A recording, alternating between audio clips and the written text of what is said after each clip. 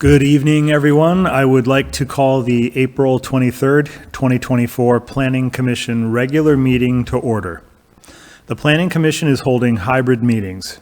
Members of the public can attend the meeting in person or observe the meeting on Zoom online by visiting www.cityofarcata.org and following the live meetings link at the bottom of the city's homepage or on the city's YouTube channel.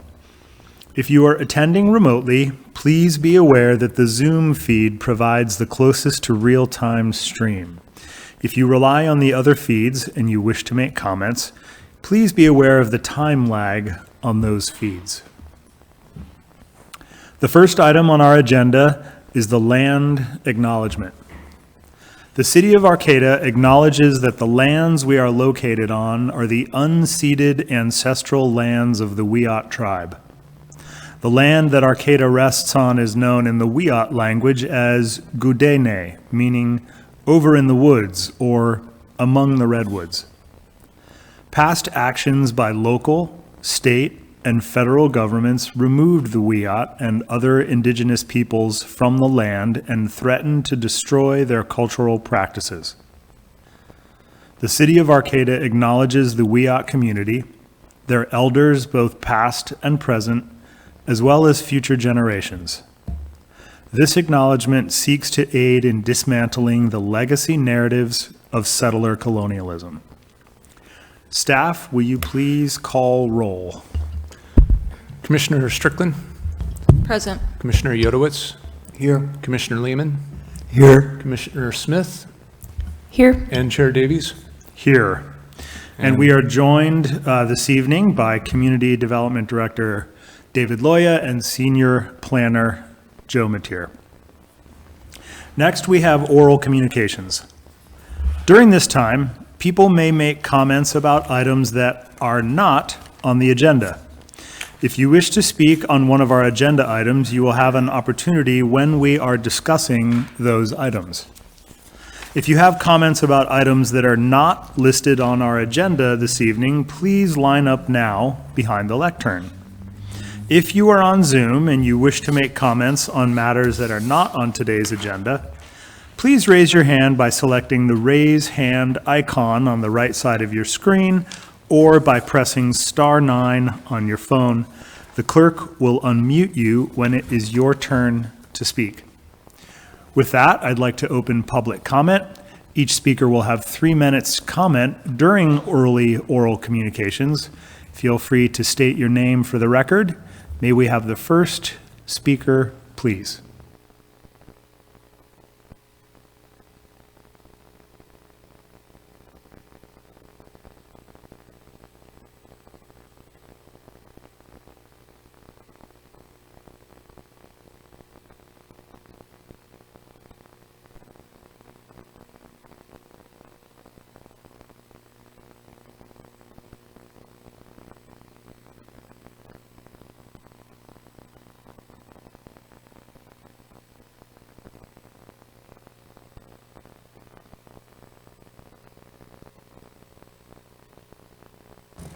Can we pause the time real quick?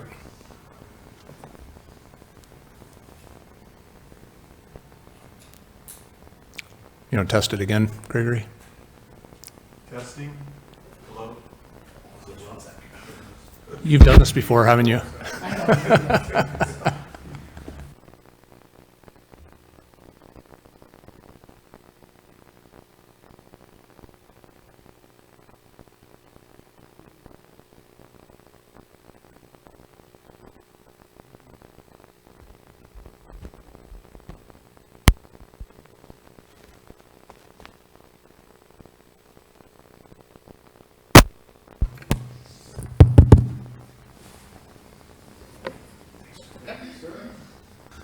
All right, after a little technical stumble, we are ready for early oral communications. Fire away. Okay, going back to that annual report from a number of weeks ago, I addressed that the noise element was not being addressed for the last couple of years. You've received letters and, of course, gazillions of times that have come up between the Planning Commission and the City Council I spoke with our city manager after the meeting last week, and I was kind of surprised because I've been asking for data on the police as far as how many stops they make for speeding, noise element, and I never had an answer, a definite answer. It was just a vague number of how many stops that we got a few weeks ago. So she was very honest with me, so I appreciate that she was honest about that, but there hasn't been anything. There hasn't been one single individual of, our F-16s going through the streets here and at all nights. And I was kind of surprised that there is not going to be any enforcement in the future. And the reason was because we're really spending our money on the homeless issues. So I just wanted to make sure that's clear. And also from the standpoint of, even something like our air, which according to our EIR, that's the most significant. I mean, I question how he even can come up with that conclusion. I'm not disputing that conclusion, but there's no testing of, here in Humboldt County from the standpoint of our diesel trucks that are on the streets, the small diesel trucks, not the commercial. And also our passengers' cars. There's no testing like most of California. When you want to go to the DMV and renew your car, you have to get it through the smog. So I would really suggest that we spend a little bit more than 90 seconds on some of these important elements, because I really think you're just like pushing this through, and this has been my observation. And, I've been trying to get data on it to like back up what I'm saying, just my observation on the streets. And it seems like the data is backing up what I have to say about this issue. So even on the safety element, there's so many cars that speed. I've never got an answer on the question, does anybody ever get a ticket, So there's a lot of research. I suppose I could send you an article from the New York Times that addressed why is the U.S. so dangerous compared to Europe and Canada and Australia. Well, I'll give you a hint. There tend to be a little bit more enforcement, with their equipment. And in Europe, there was a standpoint of they had manual cars, so nobody was like driving around with their cell phones. So there are some other things going on. It's not just bicycle lanes. That's great. I support the bicycle lanes. But according to we have the highest statistics in Humboldt County and all of the United States as far as DYU fatalities. So I think that's a little indication right there. Thank you. Gazillions or no, we always appreciate your comments. Thank you, Gregory. Good evening, Fred. Good evening. I'm Fred Wise with Arcata1.com. In the last year, the first half of 2023, the Commission had a full packed agenda for each meeting. Each meeting had items that you carried over to the next meeting because you had so much to do. Pretty much starting with the first meeting of this year, January 9th, your agendas have been much less full. First meeting of January 9th was finished in 1 hour and 1 minute. The next meeting was finished in 1 hour and 31 minutes. The meeting 2 weeks ago was 1 hour and 42 minutes. Your average for 2024 has been a little over 2 hours, 2 hours and 2 minutes. The Commission finds itself in a position, from my point of view, there's lots of work which has not been done. I'll talk more about what I regard as the inadequacies of the current draft Gateway Code when we get to that agenda item. But from my point of view, and I think the public's, the Commission is not utilizing its time efficiently. In 2023, you did. In 2024, you're not. Next item, I believe you have received the letter from the Board of Directors of the Arcata Fire District. They've said in formal terms what they've been saying for 2 years, quote, "Until funding is established and district expansion is underway, we believe it would be imprudent to approve building permits and begin occupancy in the envisioned residential buildings." It's referring to buildings that are above 40 feet, 3 stories. This doesn't mean the buildings can't be built. It just means that the Arcata Fire District is not willing to say that they can supply safety and emergency services to them. I have been optimistic about this. I think funding is going to come from the state, but it's still a 2, 3, or 4 year cycle to get the equipment and personnel in place. Next, the Arcata1.com has, you've received the comments and suggestions for the gateway code. We'll talk about that later. There's been over 530 views on that article. There's been 670 views of the gateway code itself. These are large numbers for my little website. It seems that people are interested. I regard this stuff as very technical and dry, but people are reading it. Thanks. Thanks for your comments. Does anybody else here with us in the gallery like to comment on items not on our agenda this evening? Not seeing anyone. Do we have any hovering online waiting to weigh in? All right. Thank you all for your comments. We always appreciate your participation and input. We will now move to item 3, which is our consent calendar, and we have 2 items on consent this evening. The first item is to approve Planning Commission meetings from our regular meeting, April 9th, 2024. Would anyone like to pull the item off of consent, or do we have a motion? I'll move to approve the consent calendar. Second. We have a motion and a second. Excuse me. All in favor? Aye. Aye. Motion passes. Thank you for that.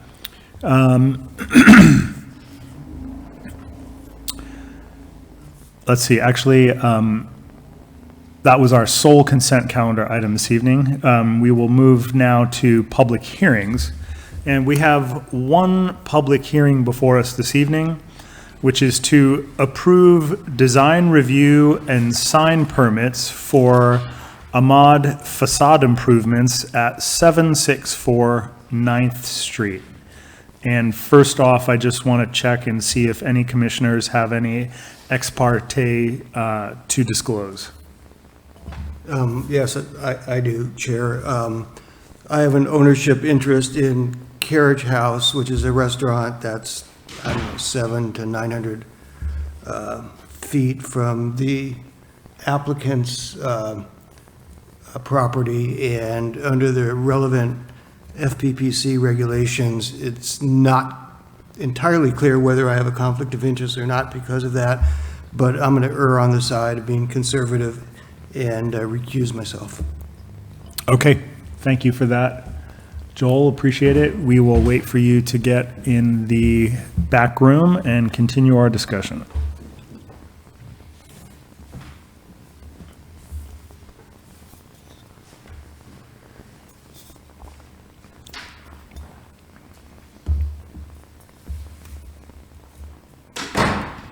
Okay, can we begin have- this evening with I have ex parte, I think. Okay. Okay. Sorry. Just in reference to this project, I was curious about whether or not the address itself would be able to be approved for a liquor license, because at one point I heard there was a moratorium on that location. So I did email ABC to ask that question about their policy, and they did say that there would be no moratorium for this location. Thank you. Appreciate that. Okay.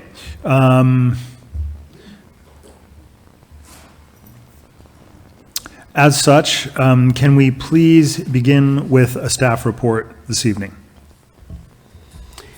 Yes, good evening, Planning Commission. My name is Joe Matier, Senior Planner with the city.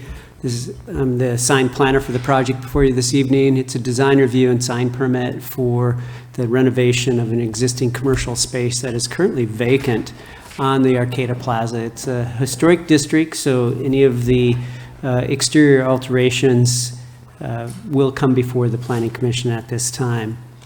The staff report has an action, and we recommend that the Planning Commission consider that action and approve the design review as submitted with the sign permit.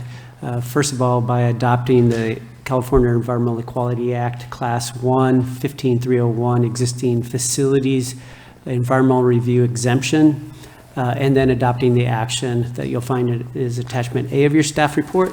That action includes Exhibit 1, the findings of approval, Exhibit 2, the conditions of approval, and it's based on the plans as submitted as Exhibit 3. Here's an image of the plaza in the center. The parcel is the blue rectangle on the north side of 9th Street. The purple outline is the Arcata Plaza itself, the plaza area combining zone. And the district goes a little bit beyond. No, that's actually the historic district. I apologize for that. That is the line of the historic district. And so it's on 9th Street on the north side of the plaza. It's a former bar known as Toby and Jack's that was closed down. It's been for a number of years now. There has been some renovations with other buildings and properties in the Arcata Plaza, so we certainly appreciate the new owner coming in and investing in our community with not only new facade improvements, but a new land use activity as well. So here's a picture of this is a 2017 image of the facade. The application did not include any of the existing exterior alteration or exterior of the building. But here we have kind of a vertical siding with the brick there. We do have some existing sign areas here. It's a single-story building. It's close to a 25-foot wide lot that goes all the way back to the alley.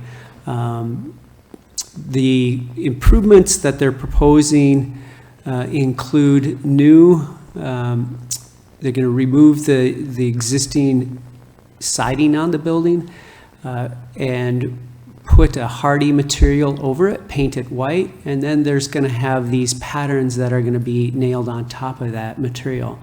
They'll be white. They're going to keep the existing brick facade here, clean that up, paint it white. There'll be 2 new commercial storefront windows here on this side, and then over here on the west side of it, also a new door.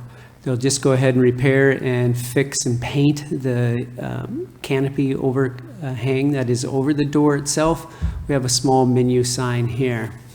The sign is about 4 by 8, just a little less than that. It will be a backlit sign, and I have some more information on that itself. So there'll be some black trim, white. This pattern, I do have some more information on that as well.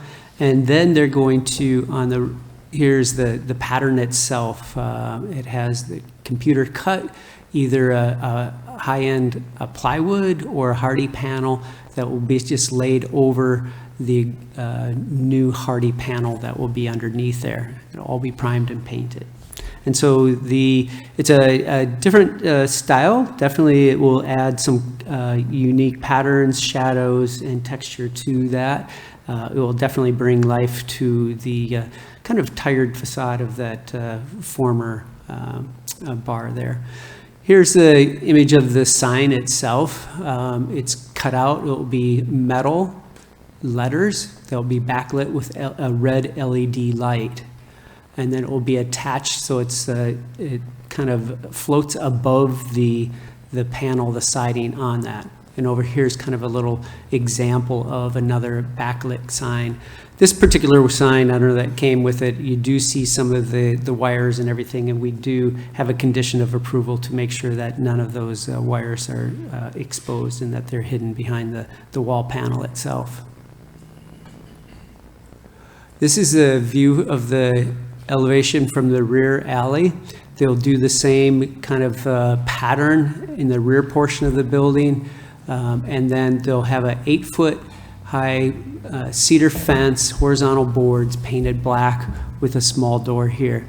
Part of this area right now has existing parking. It's one of the few parcels on the plaza on the north side. It's actually the only one that has, on that half of the block, that has a few parking spaces. So right now it's kind of an open, vehicles could come in and park there. After this is placed about 3 feet from the alley property line, that parking would be removed. There'll be some outdoor seating area, and this 8-foot screening is intended to provide that privacy for that outdoor dining experience. We have the findings of approval as Exhibit 1, and they include the design review and sign permit. It's in compliance with the general plan and the land use code. And then also we have the environmental review finding for the California Environmental Quality Act existing facilities exemption.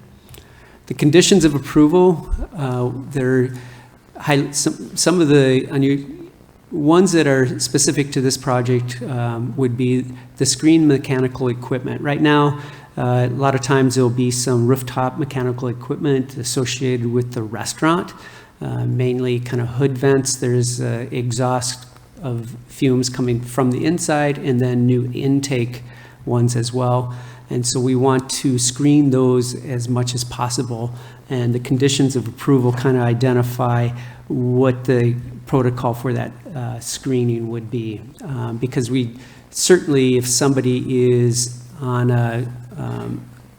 another building looking down on that is taller, we wouldn't be able to screen that. But really it's from somebody that would be on a farmer's market on the street, would they be able to see that mechanical equipment and try to screen that as much as possible. Oftentimes the project designs, in my experience of working, almost 30 years in doing this, a lot of that is a last thought.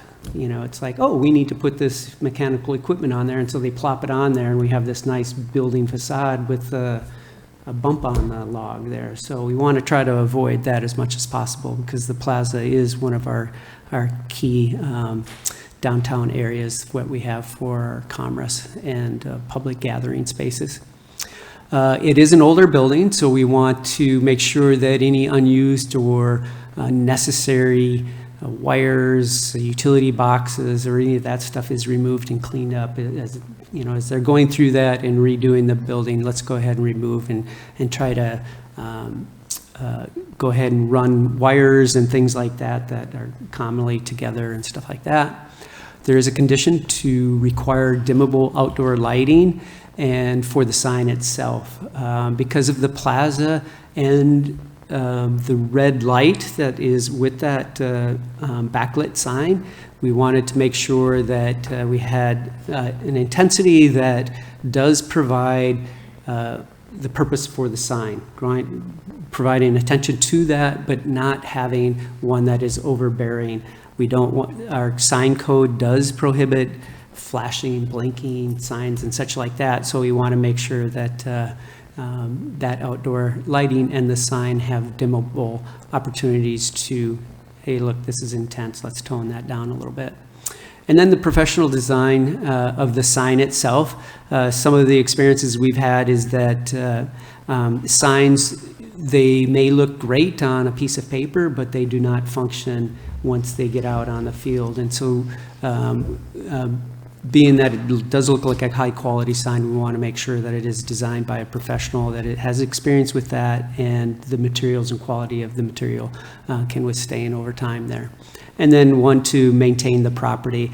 It has been, the property was been vacant for several years now, and there is an attraction because of the loss of people inside the building and stuff like that. So we added a condition just to make sure that the property is kind of maintained over time as well.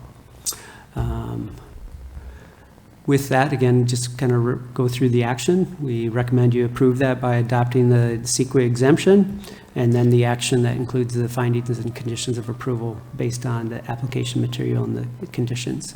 Staff is happy to answer any questions the commission may have. Thank you. Thanks very much for that presentation. I want to just check in and see if any commissioners have questions about the staff report before we turn it over to public comment. Any questions for staff? Okay. Seeing none, we will open the public comment period. The applicant will have the first opportunity to speak to present their project. As per usual, the applicant's presentation will not be timed. After the applicant, members of the public will each have up to 3 minutes to provide comments on the project. The applicant will have an opportunity to respond to public comments at the end. If you are in person, please feel free to line up at the lectern after the applicant's presentation. If you are on Zoom, please raise your hand by selecting the raise hand icon on the right side of your screen or by pressing *9 on your phone. The clerk will unmute you when it is your turn to speak. Feel free to state your name for the record. I'd now like to invite the applicant to speak to the project.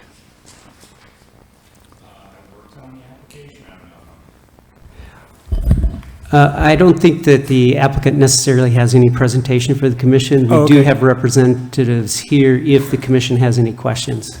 Is that correct? Okay, I get an affirmative nod on that.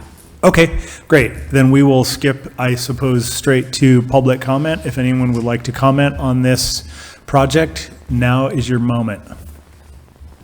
Okay, I would support this project.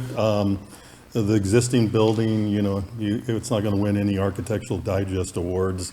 You can't really go wrong with doing whatever. And and it's been vacant for a while, so it's, some issues around it.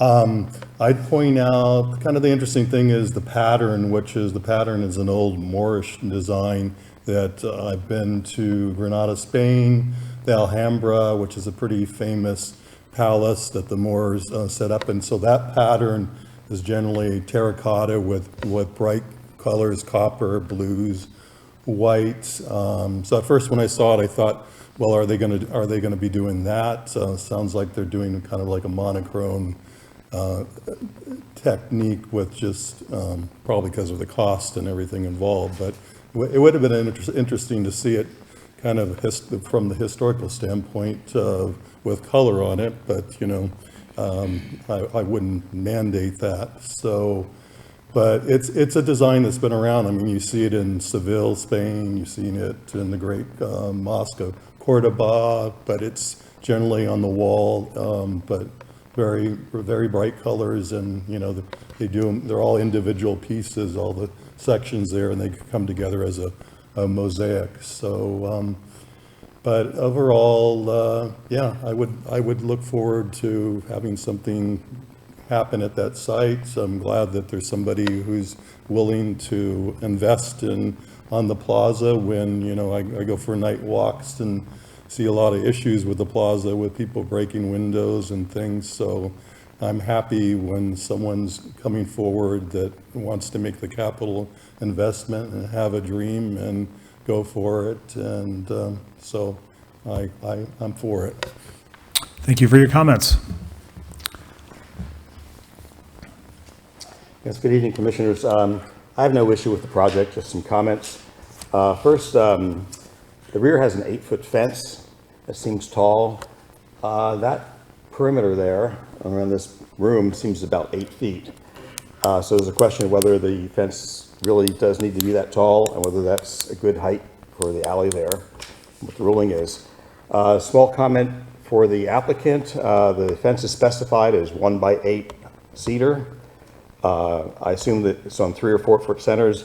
I don't think 1x8 cedar is going to hold up too long. I think it'll get kicked in, and I suggest 2x8 material. Next, can we look at page 17 of the packet? Can you call that up? This is not a comment on the project. The staff report contains a copy of the property report for this parcel. Can we look at that? Would the chair like me to pull that up? On page 17. Sure, why not? It's the parcel image there. Okay. What we're seeing here is standard. Staff hasn't done anything wrong, but the aerial views that we get are skewed. They're not accurate. You can see the building and the property lines don't coincide. In the next agenda item, this is a larger issue, as we'll see. Using the layers of the city's GIS system, this could be set up to match up more closely. I think once it's set up, it would just take a few extra minutes to get more accurate images. It's a small item, but I don't know what the people at home can see, but as you can see, the property lines don't match up with the buildings at all. In some cases, it's worse than others. And it's also not uniform. as you'll see in the next agenda item. Thanks. Thanks for your comment. Anybody else in the gallery here this evening care to share their thoughts? Anybody online? Okay. Appreciate everyone's comments.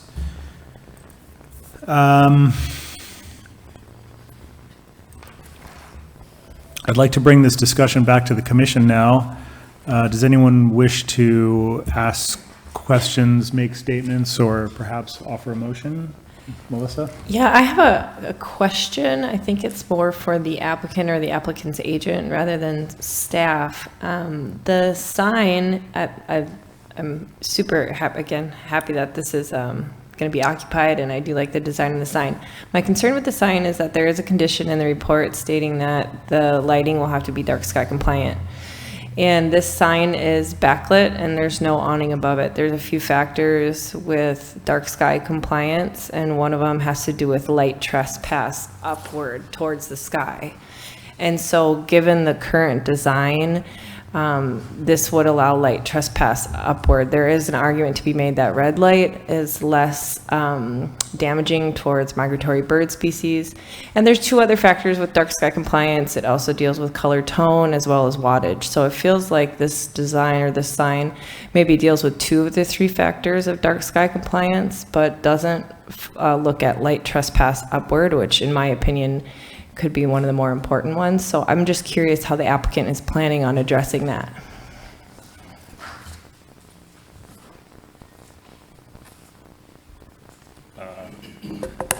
So looking at that sign with the backlight, red light is, it actually transmits, it doesn't transmit as far as other colors of light.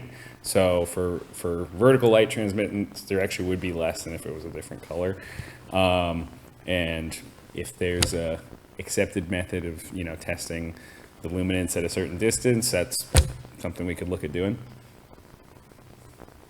Yeah, typically with dark sky compliance, they would just say make it shielded or recessed, and I think recessed isn't an option here. So, I mean, if during the building permit process they said to be dark sky compliant, you'd have to shield it, would that be something you'd be willing to do?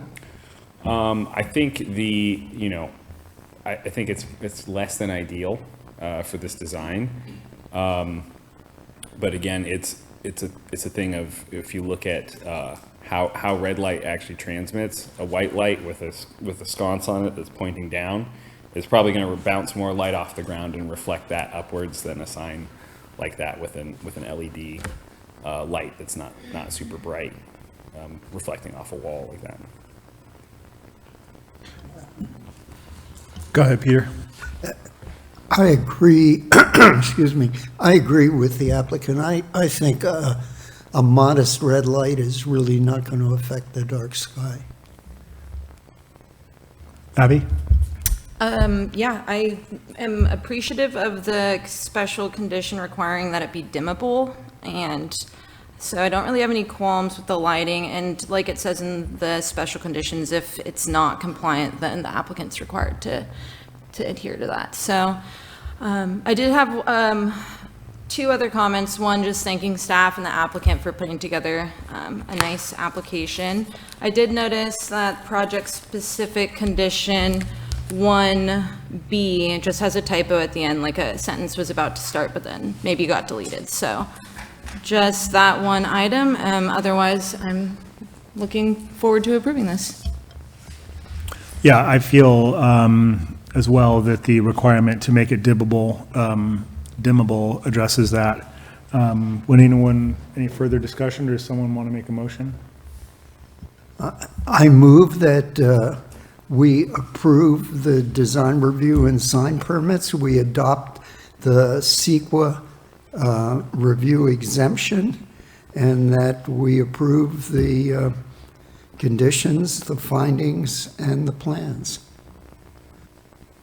Second. You have a motion and a second. All in favor? Aye. Aye. Aye. Motion passes. Congratulations. Okay, appreciate everyone's help and work on that. We're moving on to business items. Oh, that's right, Joel. Thank you. This evening, our first business item is to adopt Resolution PC 2404, finding the acquisition of a public access easement over a portion of APNs 505-121-034 and 505-121-031 in conformance with the general plan. Can we begin, please, with the staff report? Yeah, I will keep it brief and leave it to your questions to get into any additional detail. This is the culmination of a project that was approved by the Planning Commission quite some time ago for the Open Door Health Center. And part of the conditions of approval for that project were to dedicate a trail easement through the property to allow non-vehicular access. And this actually ties back to requirements that dated back into the original General Plan 2020. And so this is the culmination of a lot of planning and thinking around this trail. It would allow for pedestrians and bikes to, to transit north to south in between those two properties. Staff has reviewed it and finds it in compliance with the general plan, and we'd recommend that the Planning Commission do so also by adopting the resolution that would be forwarded to the City Council for their consideration for accepting that easement. Perfect, thank you. This seems pretty straightforward from how I'm reading it. Are there any questions from commissioners, from staff, before we roll to public comment? Okay, I'm going to open public comment. If you're in person, please feel free to line up at the lectern. If you are on Zoom, please raise your hand by selecting the raise hand icon on the right side of your screen or by pressing *9 on your phone. The clerk will unmute you when it is your turn to speak. Feel free to state your name for the record. Fred, fire away. First, I want to congratulate those persons who had the foresight to require this easement at this location. If it was the Director of Environmental Services, Emily Sinkhorn, please acknowledge this and thank you for this pathway. It's in a good location. I don't know if the commissioners are encouraged or discouraged from visiting a site. I have visited the site. The path is complete at this point. It's well done. It has multiple steps. It's not a bike path, it's a pedestrian path, although I suppose kids on bike will go anywhere. Can we look at packet page 25? Because I want to show the imagery on this. I don't believe we have that up right now. Do you? Okay. Yeah, sorry. Okay. It shows, I'll use my hands. It shows the distance between the existing apartments and the new Open Door Clinic building as being a foot or two apart, which clearly is not true. I went there, it's about 15 feet. And it's because of the angle that's the aerial photograph is done. And the image shows the easement as going through the building. So it's, again, it doesn't matter. I mean, we know where the easement is. It's not going through a building. But I think with a little work, we could have a more accurate image. That's it. Thanks. And again, if the community development director can say who's responsible for this, I think that this is the kind of stuff that is good to have. And thanks. Thanks for your comments. Would anybody else care to speak to this agenda item? Anybody online? No. Alrighty. There's no one online, but I do want to draw your attention to the environmental review section on packet page 22. I had provided some feedback to the drafter of this, and there was maybe a little miscommunication. I just wanted to identify for the commission and the public that the second paragraph there, this project is categorically excluded. I want you to strike that from your minds. This has nothing to do with a categorical exclusion. The project had a full EIR, and the acceptance of this easement was contained within that EIR. You are not taking action today on a CEQA exemption. And so I would like to make the additional change that in your resolution PC 2404 on packet page 23, instead of the language that you find under the resolution bullet number 1, that be stricken and replaced with the language that is in the first paragraph of the environmental review. Does that make sense? Just stating that this was subject to an EIR. Got it. Appreciate the clarification. Any questions, comments? We have no one online, so additional comments or a motion if there are none? I'd like to move that we adopt resolution number PC 2404 with a modification that paragraph 1 under the now therefore be it resolved be eliminated and replaced by the paragraph on page 22 of our packet under environmental review, the paragraph that begins, the trail construction and dedication was contemplated in the environmental impact report, etc. I'll second the motion. We have a motion and a second. All in favor? Aye. Aye. Motion passes. Thank you for your help with that. We are on to our next item this evening under business items, and this is to review and provide direction on the Gateway Code. And I would like to begin, as always, with a staff report, please. Yeah, thank you, Chair Davies.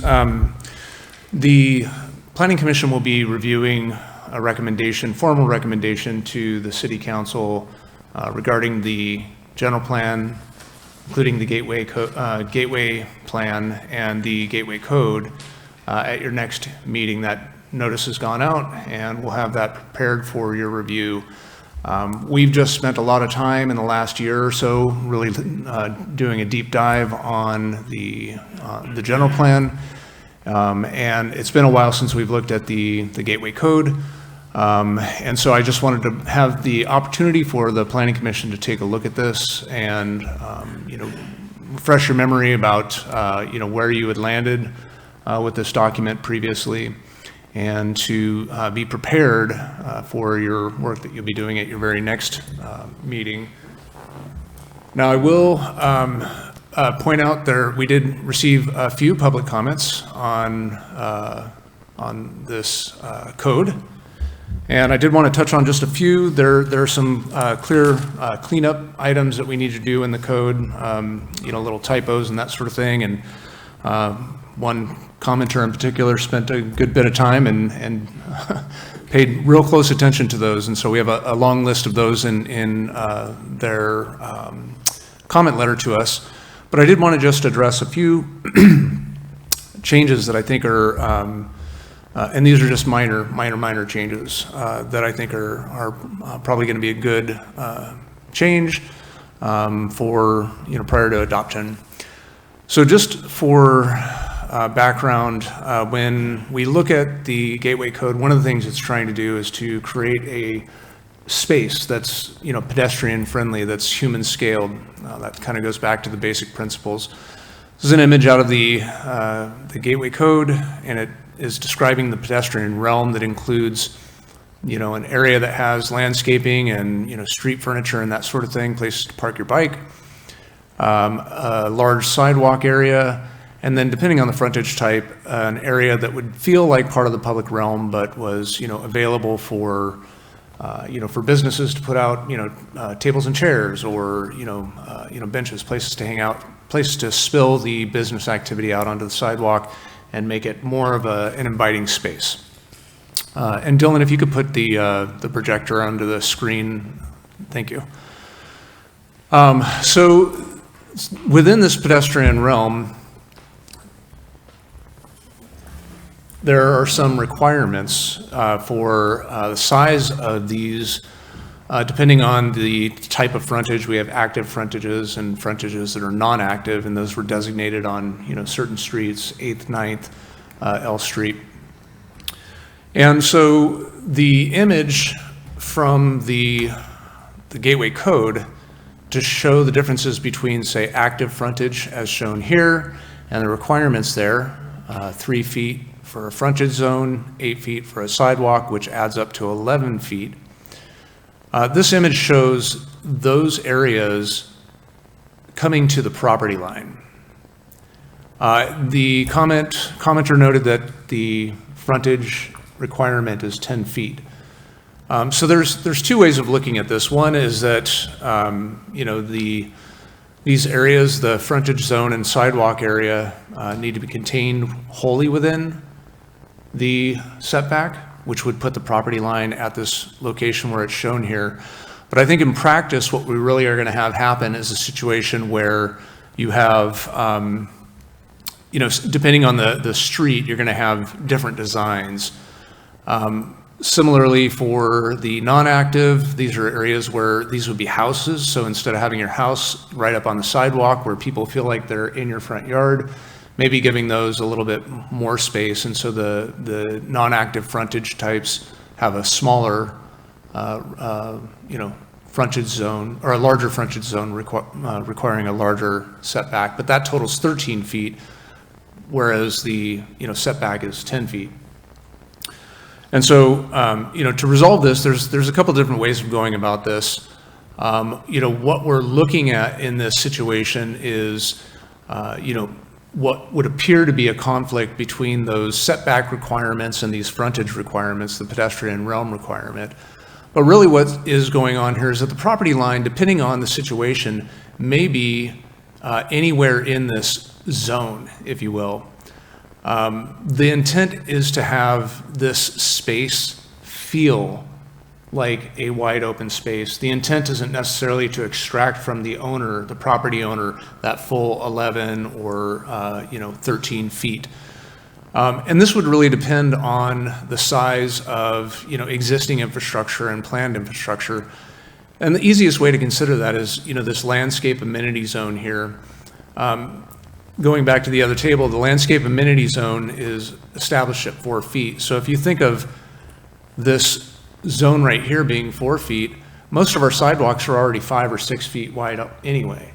And so part of the sidewalk is already built into what we would consider this sidewalk zone. And so that means the property line is actually set back in reality from where it's shown in this image. So I'm only bringing this up to, try and draw your attention to, at least one of the issues where I think, we, have, kind of already addressed this, but this image is somewhat misleading. So what I would suggest is having some language added that describes that this property line may fall anywhere within the frontage and sidewalk zone, depending on design. Is that clear enough? Okay, the other item that was brought to my attention was, and this was brought to my attention in a separate conversation, that there's no maximum here for non-active frontage types is a little bit misleading, because all of the other standards that are used to define development would lead to it being impossible to have really no maximum frontage requirement, setback requirement. And so, I guess what I'm going to suggest here is that, for these properties where we said, that you have no maximum, we either refer to the other standards and leave it just as a dash, or we add in a, maximum setback of 20 feet. If we've decided that in active zones that 20 feet is an appropriate setback, in non-active zones that seems like a similarly effective setback.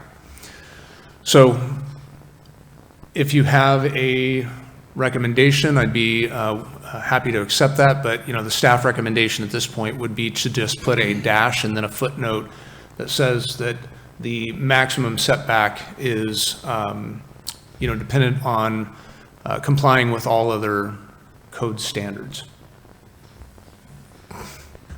Are you wanting us to weigh in on these as we roll through them? That'd be great if you want to. So show of hands, is people in favor of staff's recommendation to dash? Okay.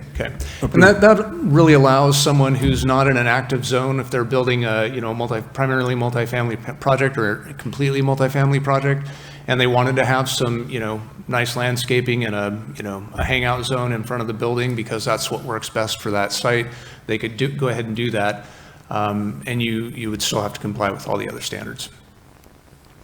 There are several small errors that were pointed out in a letter we received. Here's an example of one. Clearly, when we went through and updated the code, when the decision was made to make the maximum building height 7 stories, we just didn't catch this. And so there are a number of things like this. Other examples included where one of the tables said 10,000, it should have said 1,000. Really appreciate the work that public put into reviewing the document and providing those comments. It's good to catch these things. They're not going to be critical flaws if we have a couple of cleanup that we need to do in the first year or so as we're implementing this, but it's good to catch as much as we can now. And so this, again, would just be modified to reflect the, the maximum tier 4 being at 7 stories instead of 8 stories. Currently, the way that the Gateway Area Plan has structured the tiers, the base tier is 4 stories, and tier 1 is also 4 stories. Quick question from Melissa. Yep. Yeah, just a point of information for me and for the public. How will you address simple things like typos in this document a year from now or 2 years from now? Like if you just find a typo, what's the process for fixing that? Yeah, that's a process that we would use for any zone amendment would be applied to those. So it's great to catch them now because it's easy. We can just go in and change them before it's adopted. After it's adopted, that is the ordinance, warts and all. And what we would have to then do is to go through a process of amending, adopting a new ordinance to make amendments to those. It requires a public hearing at the Planning Commission, recommendation to City Council. City Council would then have to approve those and adopt that ordinance. And this is not uncommon. I mean, we had several cleanup items for our land use code when we adopted it that we did in a tranche. I think it was in 2008 and one in 2010 or something like that. And what we'll find as we implement this code, because we've designed this code around what we think is going to happen based on a set of parcels that are imaginary, if you will. We're imagining square parcels that don't have any other obstacles or considerations, and we design out the best we can based on those. When we get feedback as people are starting to try and apply this code and build things that we've asked them to build, we may find that we need to modify various aspects of it. And so when we get to that point where we're making those modifications, we'll also bring in these minor typos and that kind of thing. The code, the last thing I'll say on this, because I think it's important to understand too, is that we're not just stuck with an error if one slips through, and we just have to apply that error. The zoning ordinance allows the zoning administrator to make code interpretations. And so if there's, if there's a minor error, so for example, if we didn't catch this particular error before we adopted it, and it takes us 9-10 months to get to a code amendment to correct this, that wouldn't mean that people could come in and build 8-story buildings. What it would mean is that when this was brought to our attention, we would do a zoning interpretation and say, this table was adopted in error, this is what it should be, this is how we're going to apply it, that was the intent. And so that's how we would handle it in the interim. Basically, you can deal with them in the short term and fix them in the long term, but we prefer to catch them now. Exactly. And if there is something that's, super critical that, we can't fix with a code interpretation, we would probably at that point go to the City Council and ask for, a development moratorium based on, the challenge that we're seeing applying the code, and then we would work on fixing it immediately and get it done, within a month or two. So those are the possible outcomes. I dealt with typos. So, I know that, the commenter had, the comment letter had, many other comments in it. I've reviewed and read and can respond to any that you have questions about. My intent in this meeting is not to go through all of those comments, but if you have questions about them, I'm happy to address them. With that, I'll turn it over to the commission for any questions that you may have, and then recommend you open it for public comment. Perfect. Commissioners, now is your opportunity to ask further clarifying questions of staff before we go to public comment. Does anyone have any additional questions for staff at this time? Okay, seeing none, we will transition to public comment. I'm going to open public comment now. If you're in person, please feel free to line up at the lectern. If you're on Zoom, please raise your hand by selecting the raise hand icon on the right side of your screen, or by pressing *9 on your phone. The clerk will unmute you when it is your turn to speak. Feel free to state your name for the record. First speaker, please. Gregory Daggett. One of the things that I've also been pressing for the last 2 years is SB 1000, which is the environmental justice and local land use planning, which is a requirement for you to do by the state of California. It's defined as environmental justice is defined in California law as the fair treatment of people of all races, cultures, and incomes with respect to the development, implementation, and enforcement of environmental laws, regulations, and policies. I got a letter probably like over a week ago from the city of Arcata that you will not be implementing this, which is a requirement for the state of California. You seem to be substituting equity Arcata as a substitute for this, which I don't know whether I would, they're completely different things. You seem to think there's, I guess the reasoning there wasn't historically a disadvantaged communities. I mean, I'm not so sure about this. I'm not an attorney, but I'm not so sure about how you're just like avoiding this whole thing. So I think we need to address that. I'd also say for somebody that lives on H Street and who walks a lot and sees a lot of people coming in and out of apartment buildings, which there's a lot of apartment buildings from Sunset to about 15th Street. There's like 2 of them that are right across the street from me.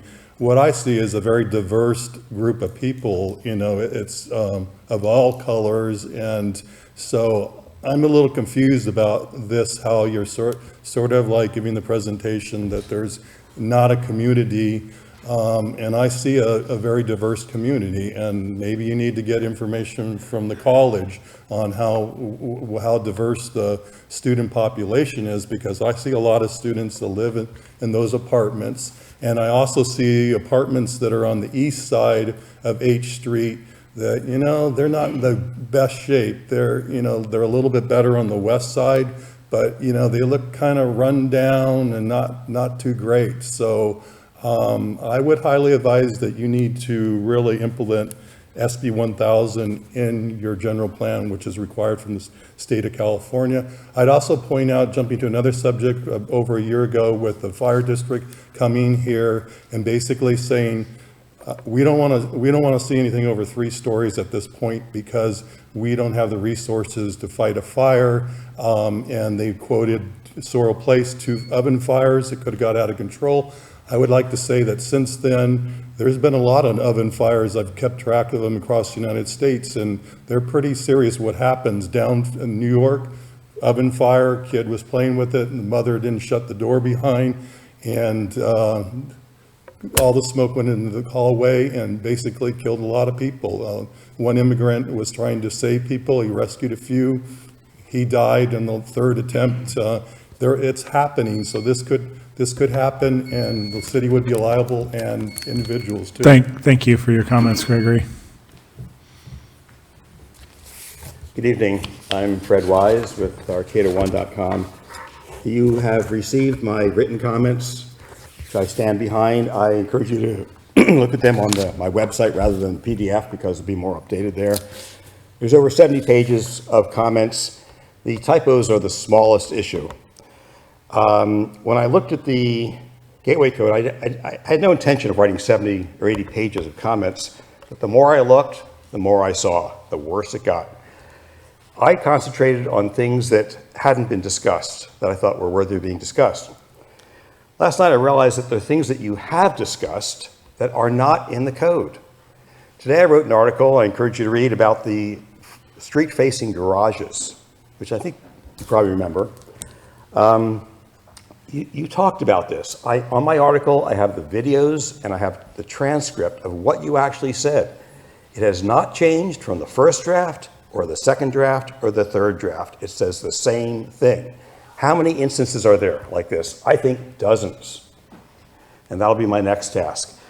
You can do what you want, obviously. I'm not here to tell you what to do, but I assure you that if you recommend this current code, you're recommending not what the commission wants.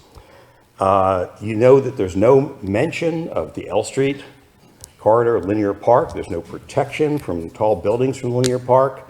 I don't think that's what the commission wants. That's up to you. I also think that if it is recommended in its current form, the 3-person city council is not going to be able to approve it. And that's a concern for me because I want to see this thing done. I can answer any questions. I've become much more knowledgeable about the Gateway Code in the last 2 weeks than I ever thought I'd be. The only difference between the second draft and the third draft are the addition of those 3D images and a 2-line text that refers to the images. There happens to be, in those 2 lines, a typo. The whole document seems sloppy. If one of the purposes of form-based code is to use the illustrations to show what the intent of the code is. Many of the illustrations are wrong. They show distances that are wrong. They're holdovers from the first draft where things have changed. I respectfully disagree with the community development director on many of the things he said. It should just be a better code. There's going to be problems. The typos are not the issue. It's the larger issues. As you know, I made a guide because the original was too big. I hope you've seen it. There's about 15 items that I think are the major issues. We can go from there. Thanks.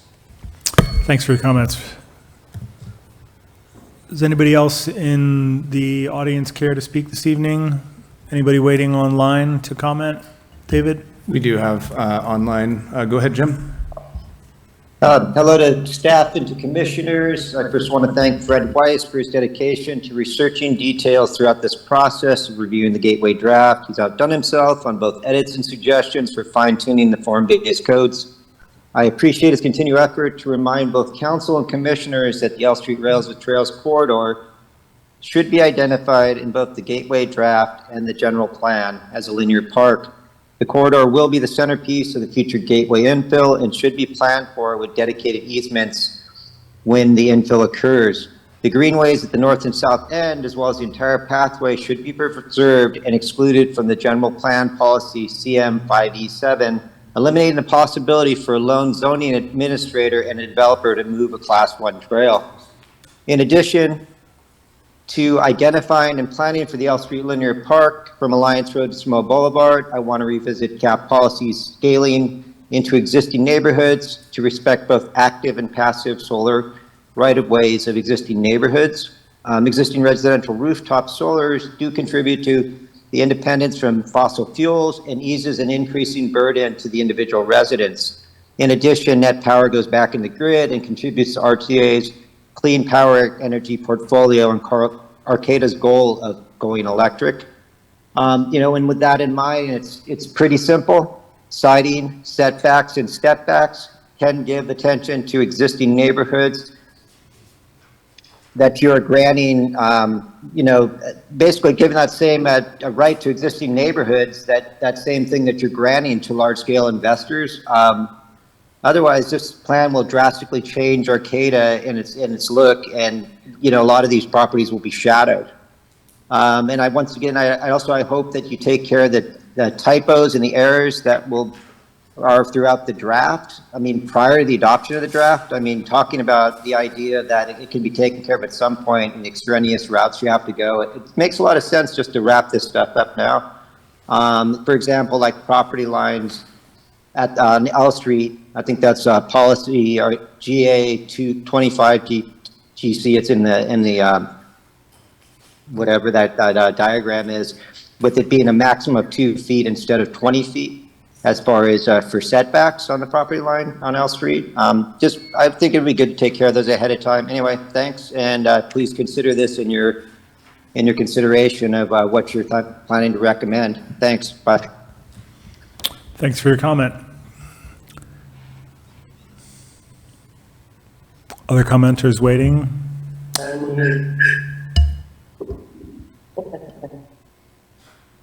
No, I don't see any other hands. Okay. Appreciate everyone's comments and input. I'd like to bring this back to the commission for discussion. In the coming weeks, we will be considering a formal recommendation for approval to the City Council on the general plan and the Gateway form-based code. The commission has conducted tens, if not hundreds, of hours of review of the Gateway code and modified the code in several areas. Because of the work and time invested by the commission and the City Council, and because many decisions about the code have already been made, I do not view this discussion as a reopener. We are here to make targeted changes and to refamiliarize ourselves with this document before we make the final decision. I understand from the staff report and public comment that there are some errors, minor errors, typos, grammatical mistakes that will certainly be cleaned up for the final document. When we last reviewed the Gateway Code, we recognized that we were going to need some time implementing it to see whether it is accomplishing our goals. I think this is really of the utmost importance. I think there comes a time in our discussions where we get to sort of diminishing returns, and I'm a huge advocate for let's get this approved and see what happens. And for this reason, Commissioner Yodowitz has suggested adding into the code a time-specific review, which I think is a great idea. That has been added, and I still agree with the Commission's position that we need to implement the code and improve it as we go. We will not be able to resolve all of the uncertainties with a desktop review here, no matter how much time we continue to spend on this discussion. But I would very much like to hear from my fellow commissioners on this, additional questions for staff, comments on the code. Love to hear what the rest of you are thinking.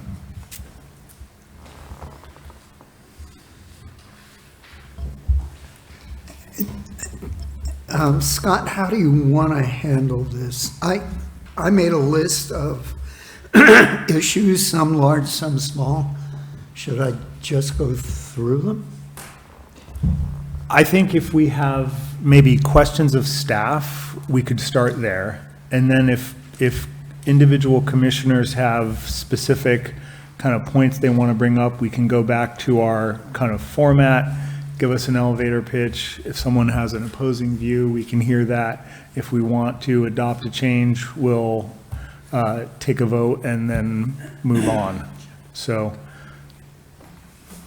go ahead, Abby. I just had a question. How soon after, like assuming we may take this action tonight, how soon after this will the city council review the code? Because I'm just wondering how much time you're going to have between us taking this action and them reviewing it to make significant edits, assuming there are some. Yeah, I'm not going to get a lot of sleep in the next couple of weeks. The city council is going to review, so you're going to review for a formal recommendation on the 14th. On the 15th, at this point, it looks like on the 15th, the city council will be likely taking an item to review the changes that you had recommended on the general plan. You recall the table where we tracked all those changes. And then the city council will be taking up the full item on the 29th of May. And at that point, by the 29th, all of these changes will have been incorporated and new documents will be out for circulation. So pretty fast turnaround. Okay, thank you. Any other questions? Anybody? Then, go ahead, Joel. Well, yeah, I have a question, just kind of a general question of staff, and this arises from some of the public comment about specific reference to the L Street linear park in the code, which doesn't seem to be there, and what staff's view on that is. Yeah, so the The L Street corridor was taken up by the City Council at a joint study session of Planning Commission, City Council in September of last year, and the City Council made an action that had three components. The first was to remove the couplet, the K and L Street couplet, from the plan. So that was pretty explicit direction to do that. The second was to evaluate safety improvements on K and 11th Street in particular. Recall that the rationale for the K and L Street couplet was to improve bike and pedestrian safety for that couplet area, and retaining all of the traffic on K Street two ways just could not accomplish the same level of safety improvements. And so that was the rationale. What council said was, since we're removing K and L Street, we want you to figure out what you can do on K Street to make it safer, and 11th Street where we also have some problem spots. And then the third thing that they asked was for the city to start the process of evaluating a WUNRF. WUNRF was the term of the night, but a full-width linear park on L Street. Essentially what has happened over the past 2 years is we've gone through a very in-depth planning process to develop a plan for K and L Street and how to retain the trail on L Street with that couplet process. Very involved public process. What the public said through that process was, we don't like that idea. We'd like to see all of the traffic on K Street, and further, we'd like to see L Street developed as a linear park. We have not gone through the public process that's necessary to establish what the L Street will look like. And we haven't gone through even what the improvements on K and 11th are going to look like. We're starting that process right now. In fact, we're getting on top of that, and there are funds that are budgeted into this upcoming fiscal year to do more work on that. But we've already got a contract that we're going through to do some preliminary public engagement on what those safety improvements will look like. And so we're implementing the direction that we received in September. And I understand, I went back and listened to the tape from September. I understand why it could have been confusing and why the public would have understood the council's action to be change the document so that it shows L Street as a linear park. We haven't gone through that planning process yet. And so the code does allow, the changes that we did make do allow for additional WUNRFs and full width linear parks to be added in the future. There's a specific code section that encourages that where it's desirable. And so I guess my response to why the L Street linear park is not added into the Gateway Code currently in this draft that we're looking at today is because I don't believe we received direction to do so by the council. And I have confirmed this with council members and city manager, so this is not just my interpretation. And I do think that we will be looking forward to going through that process in the future.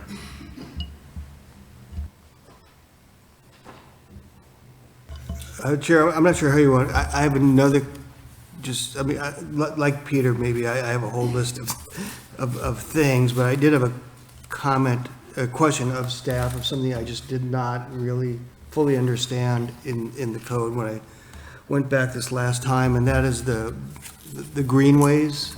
I mean, when I read that, I'm just not sure what to make of that.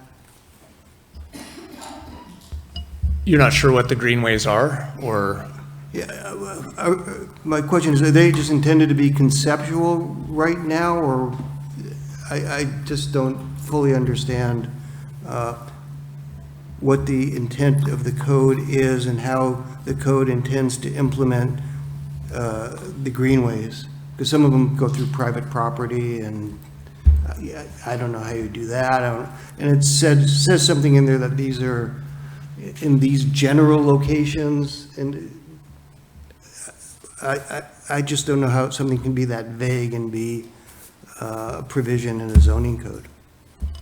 Yeah, so the Greenways map is intended to, many of these locations are on rail corridors or, or on sort of the margins of properties.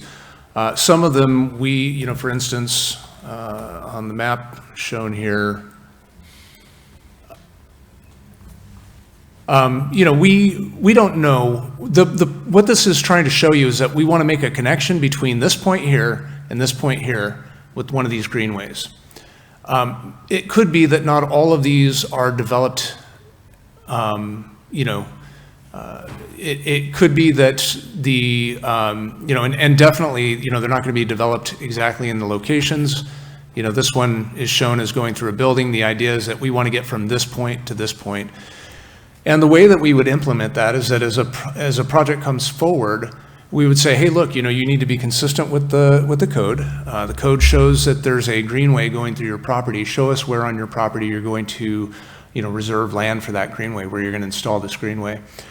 And this is one of the ways where those projects that are coming forward that are, getting this principally permitted pathway for review are able to comply with the code, recognizing that we don't know all the bits and pieces right now. We haven't gone through a very detailed plan to know exactly where those trails are going to be, how many of them are actually going to be needed. We've got two greenways, this one and this one, that are about 300 feet apart. Do we need both of those? It may be that as the development comes forward, we don't, and there's something else that is equally applicable. And so these would be, for the most part, these are going to be, public easements, so publicly accessible private open space that we're securing through the permitting process. The intent here is not for the city to go and say, okay, property owner, we're going to put a trail through your property here. The intent is that when this property owner comes forward and says, I'd like to develop, we then look at the code and say, well, these are the things you need to do to comply to develop. Thank you. Okay, given that, Peter, do you want to start us off with what you have in the way of, and now questions, or these are proposals, or how are we categorizing this? Sometimes they're questions, sometimes they're proposals. Some are pretty trivial, some are pretty involved. Can you go to page 5 on the...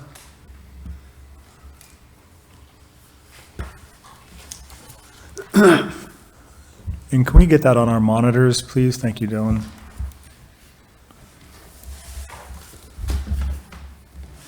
There you go, that table. So that table has 3 categories, but later on in the code, there's another table, and it eliminates the middle row of this table. And I suggest we do that the middle row be subsumed into the bottom row. That is, up to 30,000 square feet, this is what's happening. Above 30,000 square feet, this is what's happening. I don't think we need that middle row. So that's a detailed suggestion.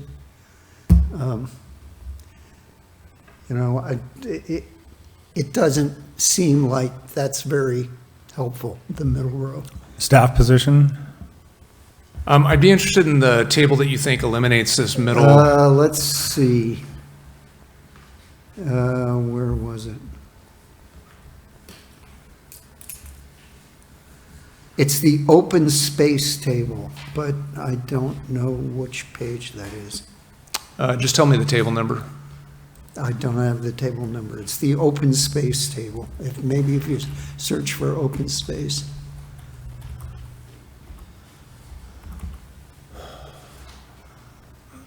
It's near the bottom.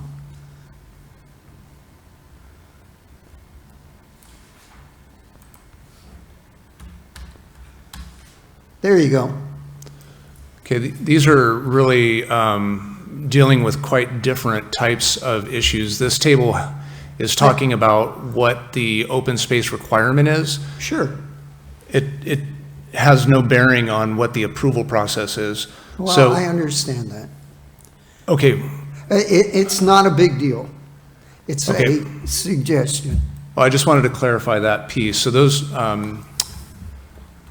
in terms of the ministerial review, this was what the commission landed on in its previous discussions, having a zoning administrator hearing for, hearing for those middle-sized projects that was noticed, and that it's a formal hearing. The fact of the matter is, and I advised the Planning Commission on this previously, that having a hearing for a ministerial process is not a very intuitive approach.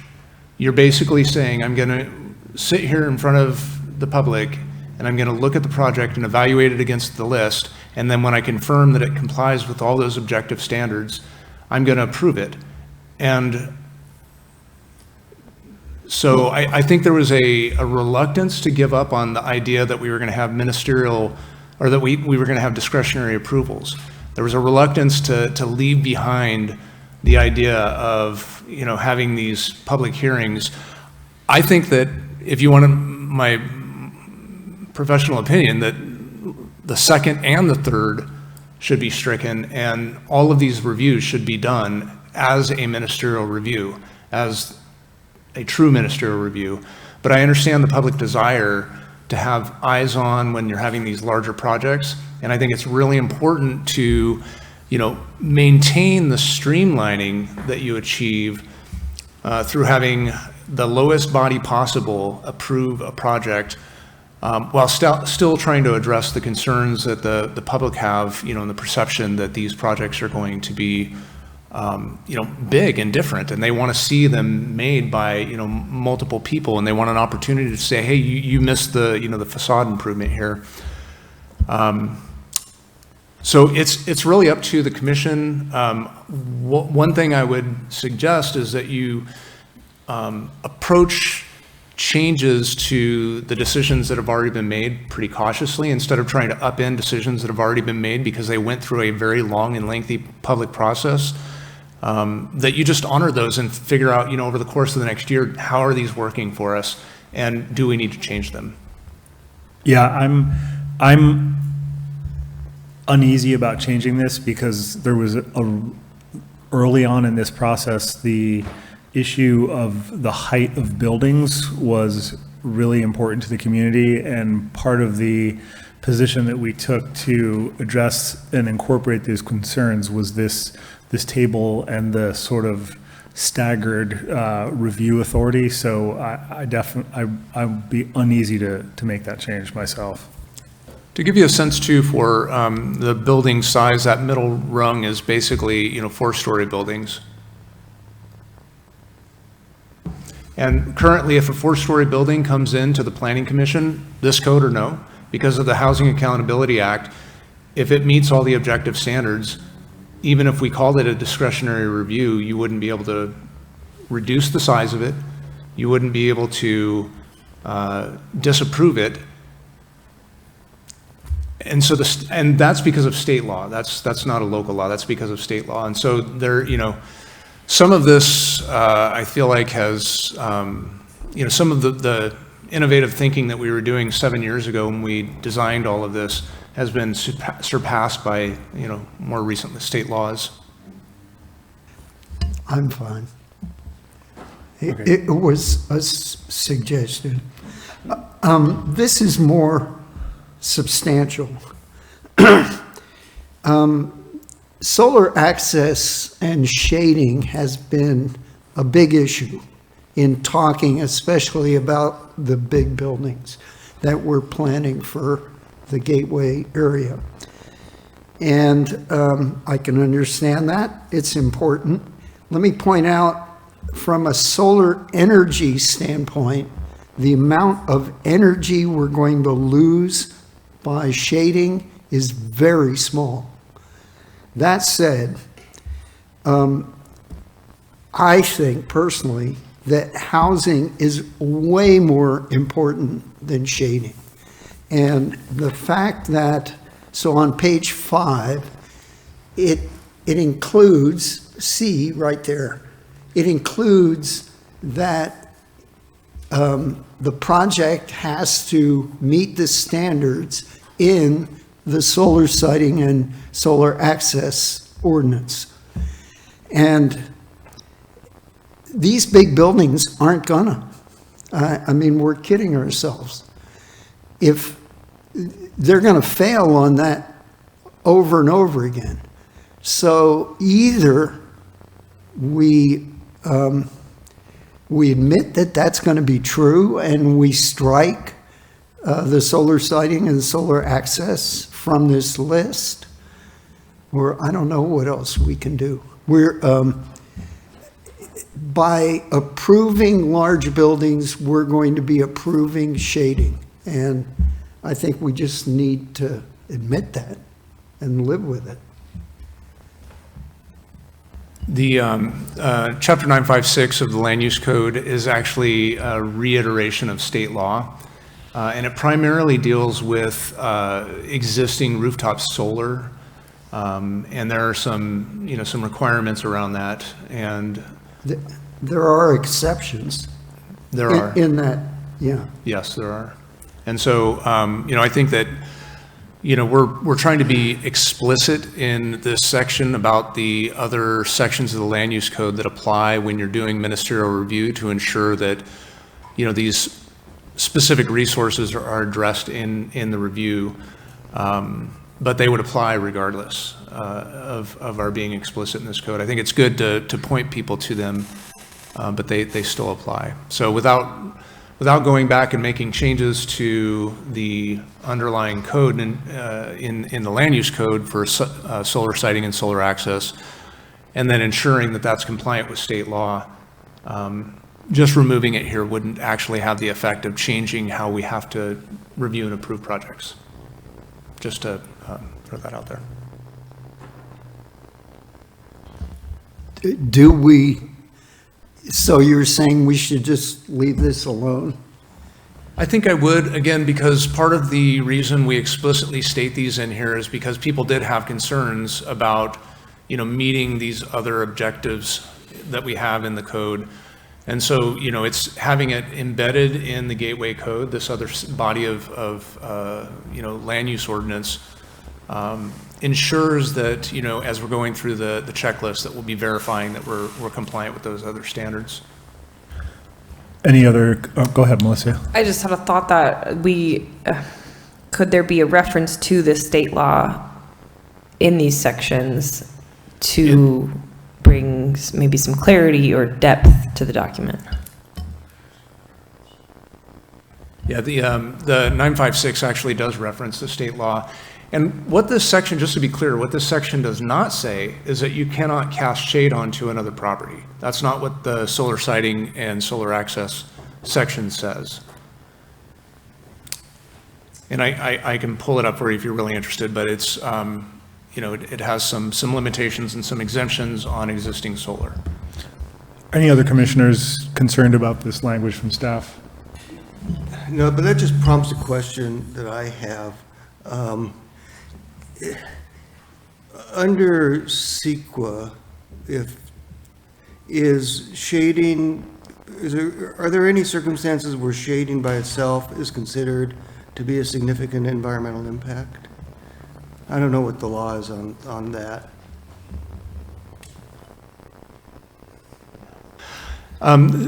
There's no Appendix G, the checklist for CEQA that you use to evaluate environmental impact, does not have shading on it. I can't think of a situation, I think we'd have to stretch to come up with a situation where shading would be an environmental impact. Perhaps under Let's move on to aesthetics. your next issue, Peter. Question, suggestion. Page 30, please. It's rooftop solar.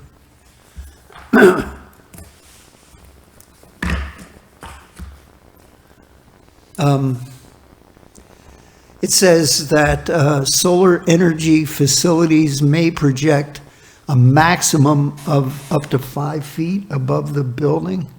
That's that's a small amount. I mean, most solar panels will stick up more than that. So I suggest we make it.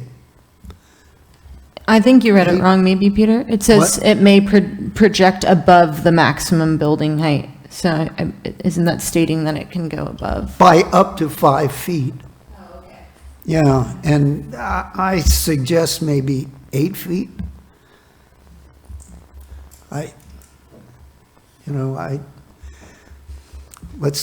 Let's have big solar panels if we can.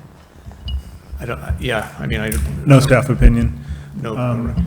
Planning Commission in favor of allowing for higher projection of energy facilities past 5 feet when necessary?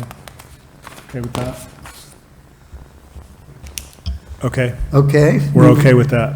Moving right along, let's see, page 34, the long building design standards.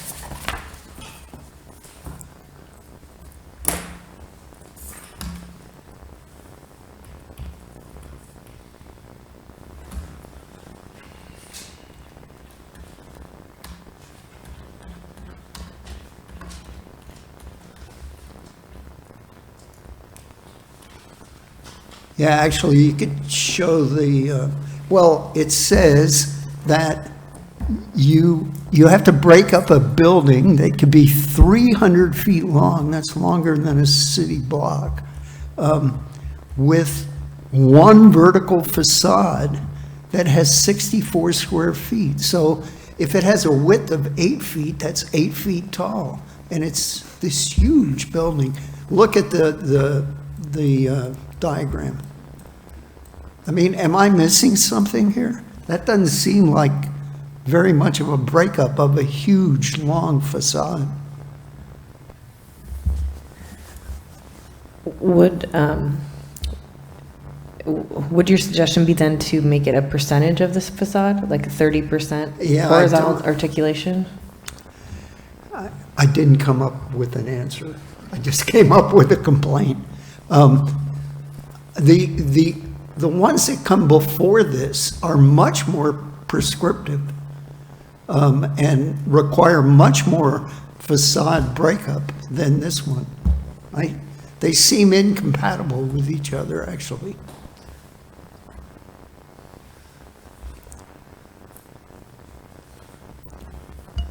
I mean, if you keep going, you'll see there are many. So anyway, I just point that out. That seems like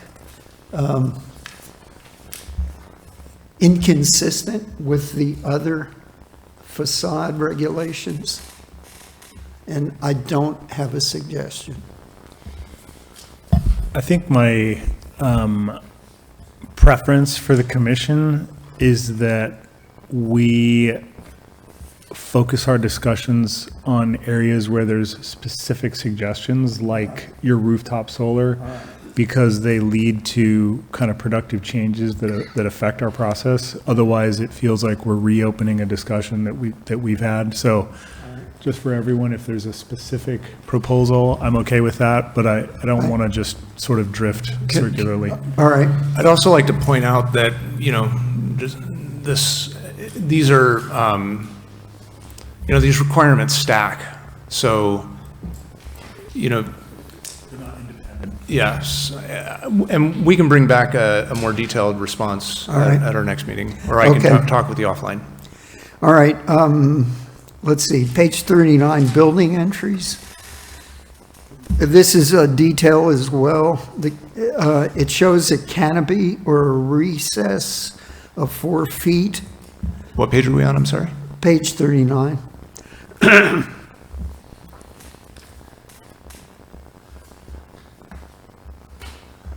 Yeah, there you go. That seems pretty minimal to me. I suggest something like 5 or 6 feet. Go ahead, Abby. I have a question that kind of goes off of Peter's topic here, which is in our last meeting, we talked about recessed entries and the kind of instances they pose for being a good place to shelter. Obviously, it's under weather protection. But I also was wondering, like, looking at page 71 in our packet, where we talk about garage doors and entries, there's even a subsection that describes, like, what kind of metals should be used. And I don't think it's very specific about scissor gates, and I don't know that we're ready to make it very specific about scissor gates. But I would wonder if there could be a sentence about security fencing in, the entryways. Just looking at this recessed entry brought that question to me too. So I don't know how deep the entry should be, but maybe we should consider that. Okay. Was there a question? I guess the question was, does staff feel that like that section should be as edited in any way, shape, or form to address scissor gates, or will it be before it goes back to the council? Because I know we might have discussion on it. And this was one of the things that the commenter brought up about the gateway code. It does have an allowance for scissor gates explicitly.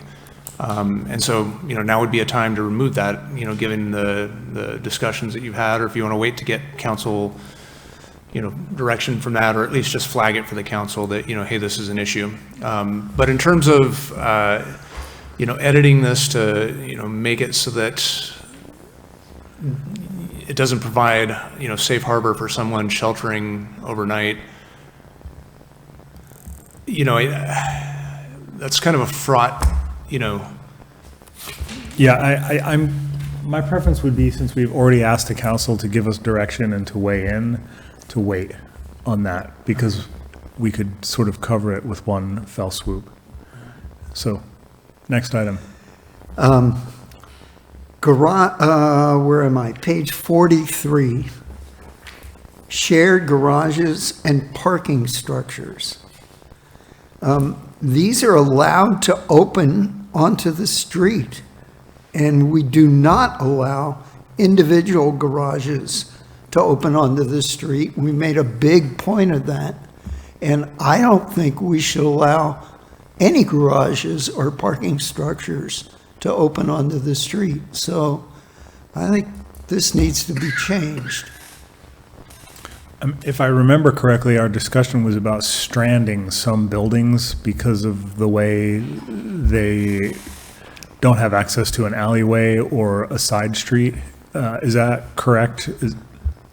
Yeah, I mean, for those middle block properties, the only way to access them if you didn't allow a garage opening, and not all projects would elect to have a garage opening, probably, especially on some of our smaller width properties, but if you didn't allow for a garage opening, they would have to have an opening of some sort. You'd have to have some way to egress that site. But I think, this was another area where the comment did raise an important question in the way that the standard's written. No more than 25% of the site frontage facing the street may be devoted to garage opening unless the street frontage is less than 80 feet. So you can have an 20-foot garage opening in that case. But this doesn't guard against someone having 25% of a 100-foot, a 200-foot, a 300-foot long building. And that, I don't think, was the intent. So it'd be good to put some guardrails that, I think you could probably even just say, and I'll consult with the city engineer, but you could probably just say that, garage openings shall be no larger than 25 feet. Yeah, if you can get confirmation from city engineering so that we can set an upper limit, then it will be less percentage driven, which seems to be practical. I disagree. I don't want to have garages, whatever they are, open onto the street. I'm a bike rider. This is really dangerous to have a garage open onto the street. It's something I fear, and it's something I've almost crashed into, and I don't think we should allow it. We don't allow it for single family or individual garages, so we shouldn't allow it. I think that people can plan around that. Go ahead, Melissa. I think that maybe staff could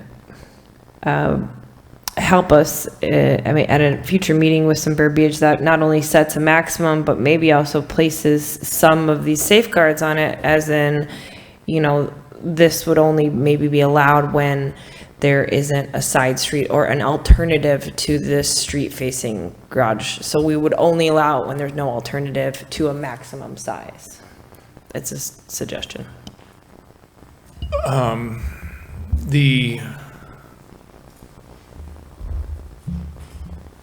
We can explore that, yes. In conjunction with the other components of this discussion that you bring to engineering? Okay. Thanks. Let's I'm go to the almost done. Okay. Under page 52, parking location and design.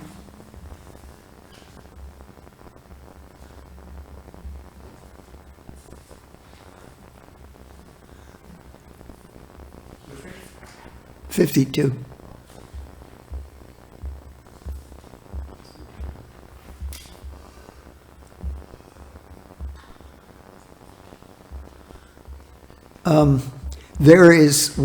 There is no provision for electric vehicle charging in parking spaces. Do we want to require some? It seems to me that going forward, it's going to be important to the way we want transportation to evolve in Arcata. The minimum number of electric vehicle chargers is set in building code, and I think that the building code is going to be more adaptable and change more quickly than, you know, our zoning ordinance likely will. So I would offer that you can defer to building code for that. And if you want to put a, you know, specific incentive, I mean, I think, you know, we talked about, you know, in the community benefits program, we had a whole lot of these types of incentives that ultimately got stripped out. But if, you know, as the Planning Commission leads up to its final recommendation on this, you want to consider adding something back in, like an incentive for, you know, additional EV chargers. You can consider that. What the commission decided previously, though, was all of these once on-site amenities that were addressing just the residents' needs weren't really community benefit, and so all of those got stripped out.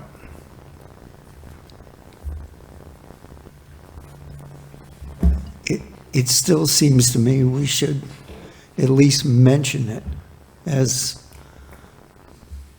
a positive, you know, addition to parking. I think the worry would be if we put in something about EV charging requirements into our code and it's already baked into building code, if in the future there was a conflict, we would have to amend. I'm not saying put in a requirement. I'm saying, say that providing for EV charging is to be encouraged, something like that. I think that's something that we can definitely do in the gateway plan. I feel like there probably already is language to that effect in the plan itself. In the zoning ordinance, we really want these to be objective standards that we're requiring people to do. And so I would stray from having aspirational language in the zoning ordinance. Okay, last one. Let's see. Oh, I didn't write the page. Bicycle parking, 4A. Where is? Do you have it? Yeah. It talks about having secure bike parking, 750, or a maximum of 750 feet from its use. That seems way too far to me. Maybe change that to 250. There it is. Yeah, thanks. Yeah, we can change this. I think the intention here was envisioning like a 7-story building, and your bicycle parking has to be within 750 feet of your unit. It's, you know, on the same site. it's a strange concept to try and encompass. And so, you know, if you had a large enough project, you'd have to have multiple long-term bike parkings on site because you couldn't be 750 feet. And I think that's what we were trying to do with this, this code. But, you know, the idea is that you have ready access on your site to long-term bicycle parking. Okay, but I'm envisioning getting out on a rainy day and walking 750 feet to my bike. And I don't think I should have to. I think the bike parking should be in the basement, so I can just walk down and get my bike. Yeah, and I could have this wrong, but imagine you're on the 7th floor of a 7-story building. Okay, and then within that building, you have to have 750 feet from that location, you have to be able to access your bike. So we're not saying that, you know, every floor is going to have long-term bike storage. We're not saying that you're going to be able to bring your bike into your house and have long-term bike storage there. But we're saying that there's going to be a place in that project. The intent is that this is on the same site.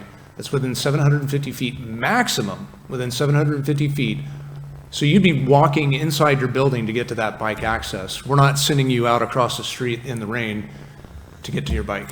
If you're on the 7th floor, you're only 70 feet from the bottom. Yeah, and the bike parking might be diagonal to your unit. And so you might have to walk 750 feet to get to your bike. I don't think so. I mean, you can make it whatever you want to make it. I'm trying to, you know, describe to you why I think that the number was selected. If you make it a smaller number, that's going to mean more smaller bike parking areas. Again, this is something that I don't think we're going to be able to discover by talking about it. I think we're going to have someone come in and pencil out a project and say, there's no way I can put, you know, long-term bike storage every 250 feet. Or they're going to say, there's no way I can put it every 750 feet. We don't know that, and I don't think we're going to discover it by talking about it. So pick a number and we can put it in there. Other commissioners want to weigh in on this? Yeah, if we just eliminate the distance requirement and say it's within the, I don't know, perimeter of the use, that is, or something like, some vague language so we know it's on site. Or just the words on site. I mean, I would feel better about that. It does, I agree with Peter that 750 feet does seem a long way, and I could imagine a lot of buildings that would not require a 750-foot walk to get to a charger if it was on site. True. I mean, that's 2 blocks. It's a lot. That's a big building. Yeah. So, So let me I like the on-site suggestion from Melissa. I think that makes more sense. I think it gets to what the city is trying to say, but does it in a slightly more flexible, elegant way. Okay, so just saying on-site. Yeah, it would, my suggestion would be long-term bicycle parking shall be located on site within 750 feet of the use that is intended. Or you just take out within 750 feet of the use that's intended and just say shall be located on site. I have a third suggestion where you say located on site within X number of feet of the building's primary entrance, something like that. But adding on site into 4AI, somewhere in that sentence.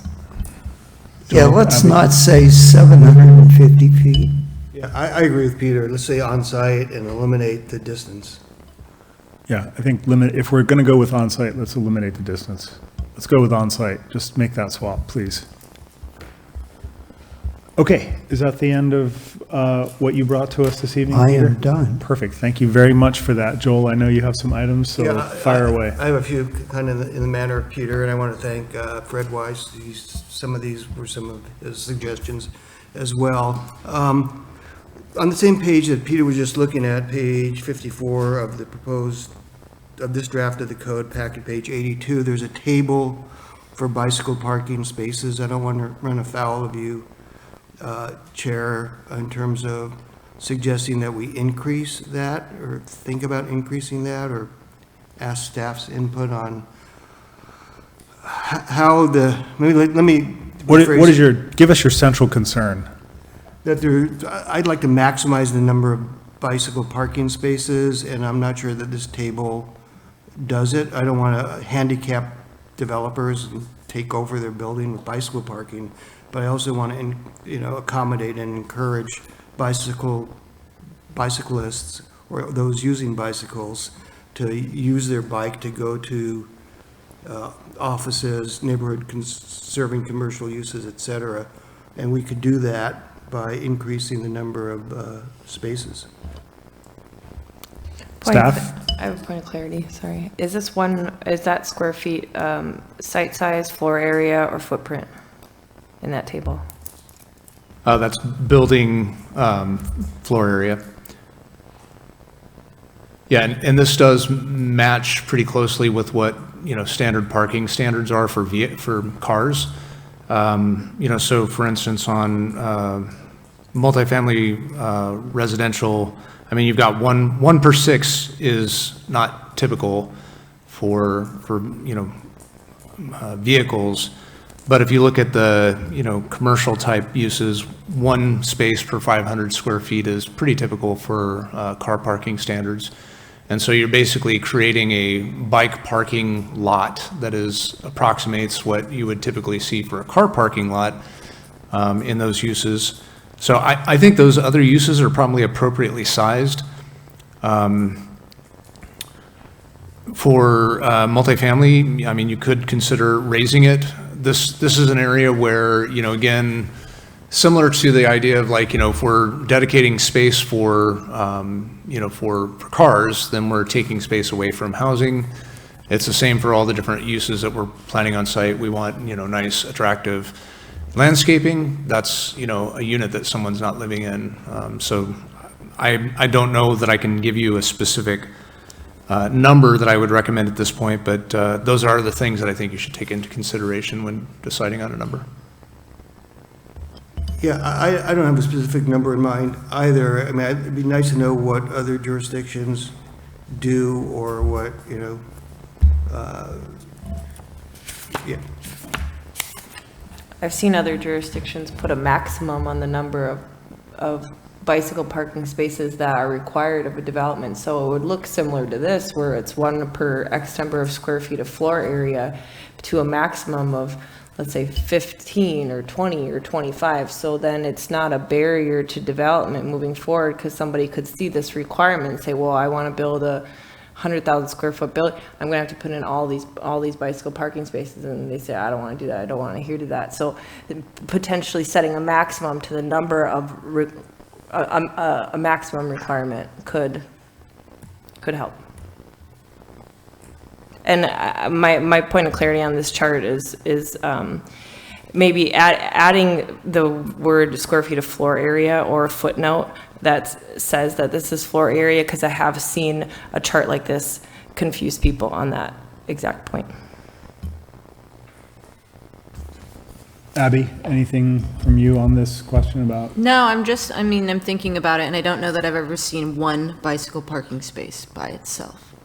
Like, all of the equipment used to store bikes is usually multiple bikes. So I just have a hard time seeing one bicycle parking space. I think that, if there's a recommendation by the commission to increase this, then I'd consider it, but I haven't heard a number.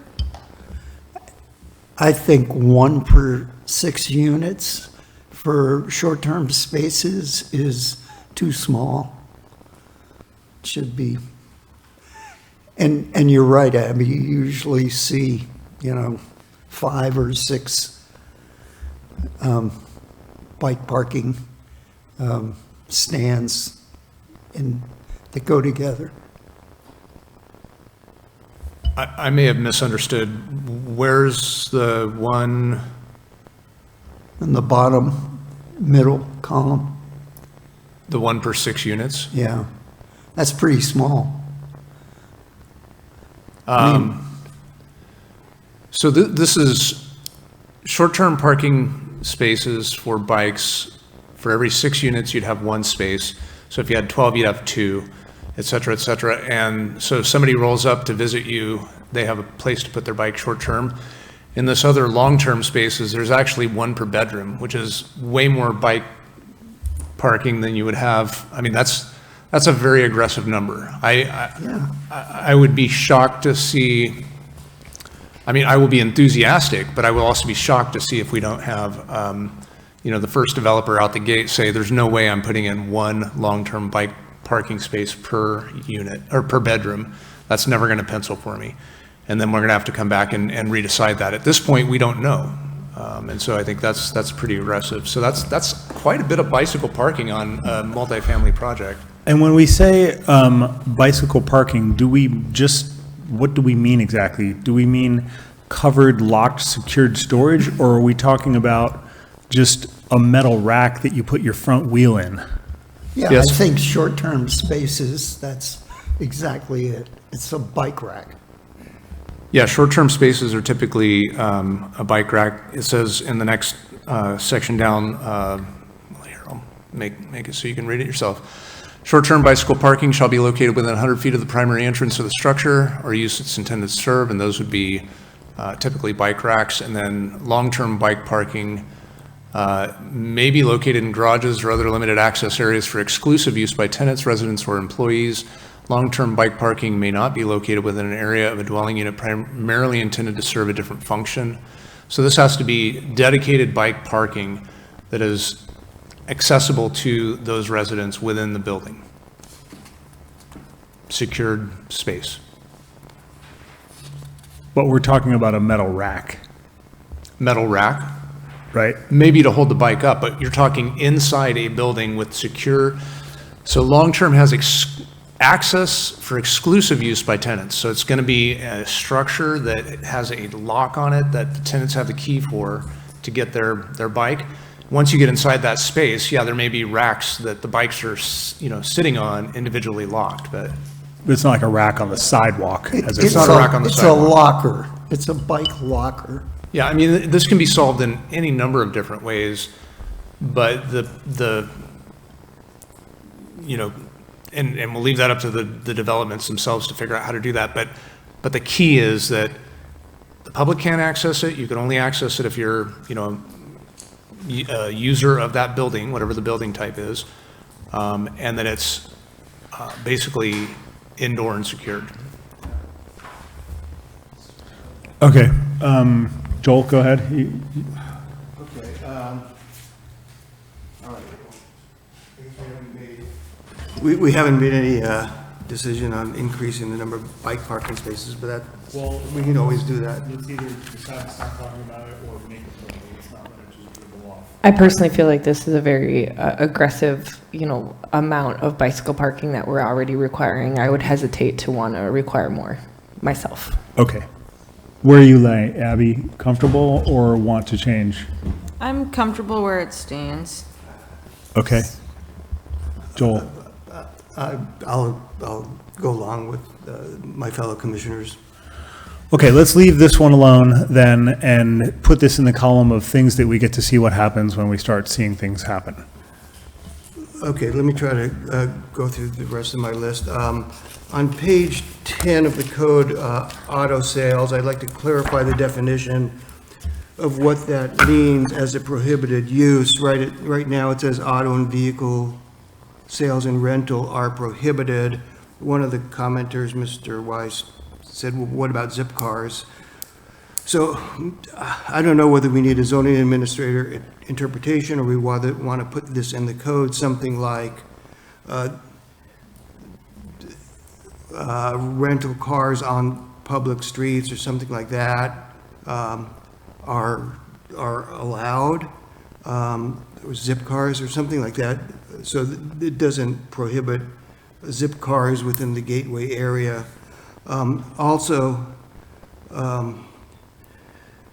like to clarify that a charging station is not considered an automobile use, whether under that category, under new vehicle services. And thirdly, I'd like to suggest that we allow a use of of vehicle sales of electric or non-gas using vehicles if they're sold like in an office setting and not on a lot. or something like that. Other commissioners? I'm fine with that. Kind of the Tesla model, you mean? Yeah. Yeah, that's what I was thinking of. Melissa? Would that fall under commercial uses, including retail?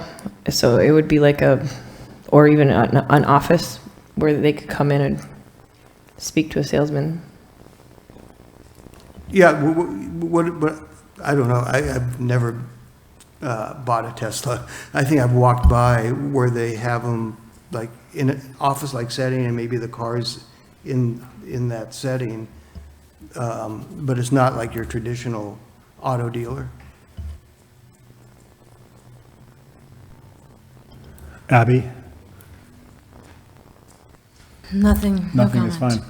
fine. Staff, David, do you want to speak to what this was trying to get at and whether, I think obviously the concern of the commission is that we're going to in some way limit electrical or vehicles that are going to reduce the kind of VMTs of fossil fuels that we're after here, if I'm understanding everyone. Yeah, I think if C8 reads auto and vehicle sales lots and rental lots, that would probably cover it. If you want, we can add additional, language to exempt out, just to be clear, you can do a zip car. So an office is clearly not a lot, therefore we don't have to call it out because it's just specifically calling out lots. Yeah, that's So fine. is everyone comfortable with that? Okay. Sound good. Keep going. Okay, page 43 of the code, under Windows.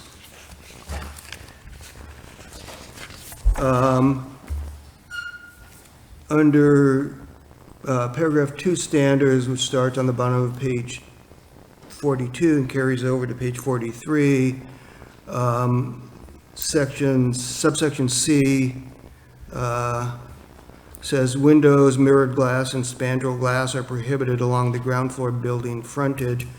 I would propose that we prohibit mirrored glass anywhere in the building.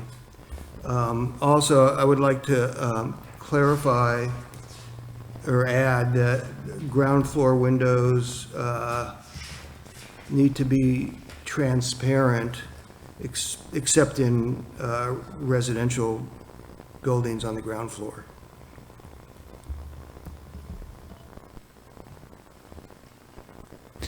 What are the concerns that are kind of driving this? Just so I understand. Mirrored glass, to me, I am not a fan of mirrored glass. I think it's repulsive. So right now, it's just prohibited along the ground floor only, and I think that's so people can look into buildings and see active uses and not feel like they're being walled out of the building. Right. So that's why I suggest that we have some sort of transparency requirement on the ground floor of anything that's not a residential building. And to prohibit mirrored glass anywhere in a building. Staff have a take on that suggestion? Well, as I understand, the concern is to make sure that ground floor has transparent windows. And your read is that C does not, in fact, do that. I think what Joel's saying is that it should be expanded to the buildings in general and not limited to exemptions on the ground floor.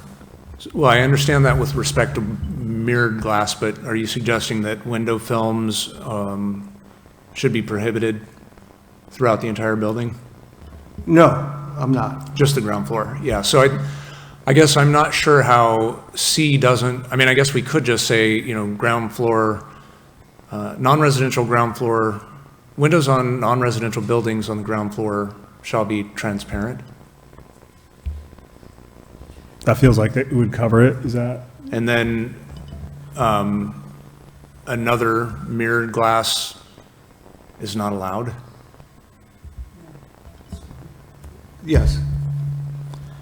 I'm not sure what the implications of not allowing mirrored glass are. I don't know if there's like energy savings, or I don't know if there's some other kind of, structural infrastructure component to mirrored glass. I don't want to rule out something that might have some kind of environmental impact on the building. I don't know. I'll tell you, mirrored glass will have an environmental impact because it will cast a sunbeam at weird angles all over the place.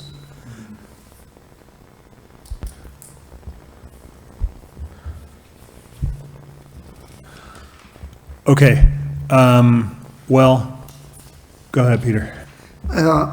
While we're at it, here's the scissor gate statement. Do we want to change that while we're here? No. All right.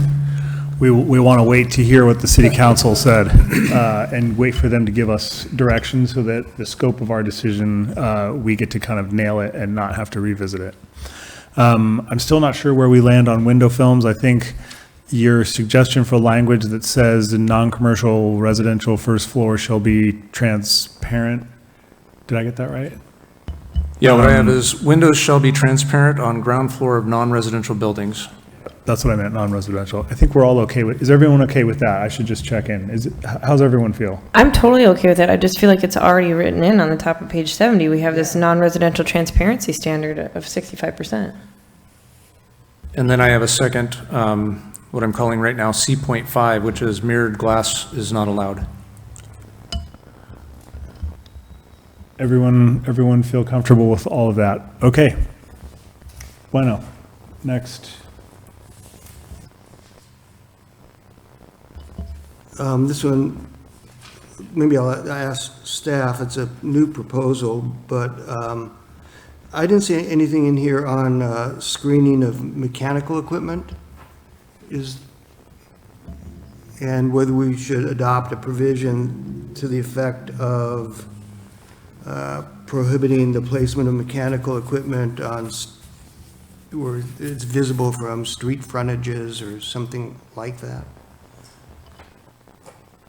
I think that would work in most cases, especially, if you're thinking of, condensers and that sort of thing.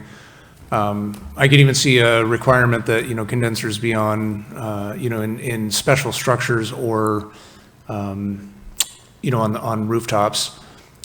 Typically that could be done. There are instances where, for instance, backflow preventers are above ground, necessary above ground in the street right of way for safety reasons. And so if we're considering, all kinds of mechanical equipment, including, other pieces of infrastructure, I think we'd have to get a little more subtle. But if we're talking about,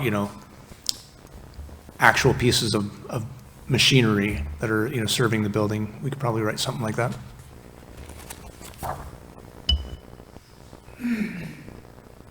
Concerns or questions from the rest of the commission about shielding actual mechanical equipment?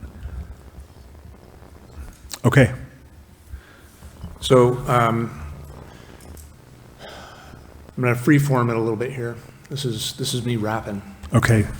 Fire away. So I'm gonna write something that is to the effect of mechanical equipment shall be either inside the structure, inside structures built to contain them outside of front setbacks, street side setbacks, or on rooftops. Does that work? Are you saying the same kind of height? What kind of height restrictions are there on the rooftop? That's a good question. And they should probably be shielded by a parapet. And if you wanted to make solar 8 feet, I'd recommend up to 8 feet. I think solar is an exception. I would hope mechanical equipment would be lower than 8 feet, and typically it is.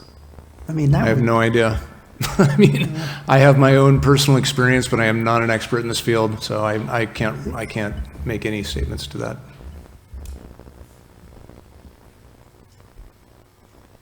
Are these covered in the building code? And not design specifications. I mean, the, mechanical equipment can go on rooftops. Oftentimes it is. But I think that, if you're going to allow for it on a rooftop for visual purposes, you probably want a parapet to shield it. On a 50-story building, doesn't matter if you have an 8-foot parapet. That's probably not taking up the entire building. Also, it's just, periodic. So I think that's a reasonable place to start, and maybe it's something we can try and see if it, comes out the way we think it's going to. How's the commission feel about that? Sorry, Melissa, Yeah, my go only ahead. thought was that you could almost write it with more flexibility, something like, to the extent feasible, mechanical equipment will be shielded from view by something compatible with the adjacent architecture, and then just leave it at that, to the extent feasible. I wonder if getting too specific on this could again pigeonhole it, so that's my thought, is maybe staff could draft something that has some flexibility.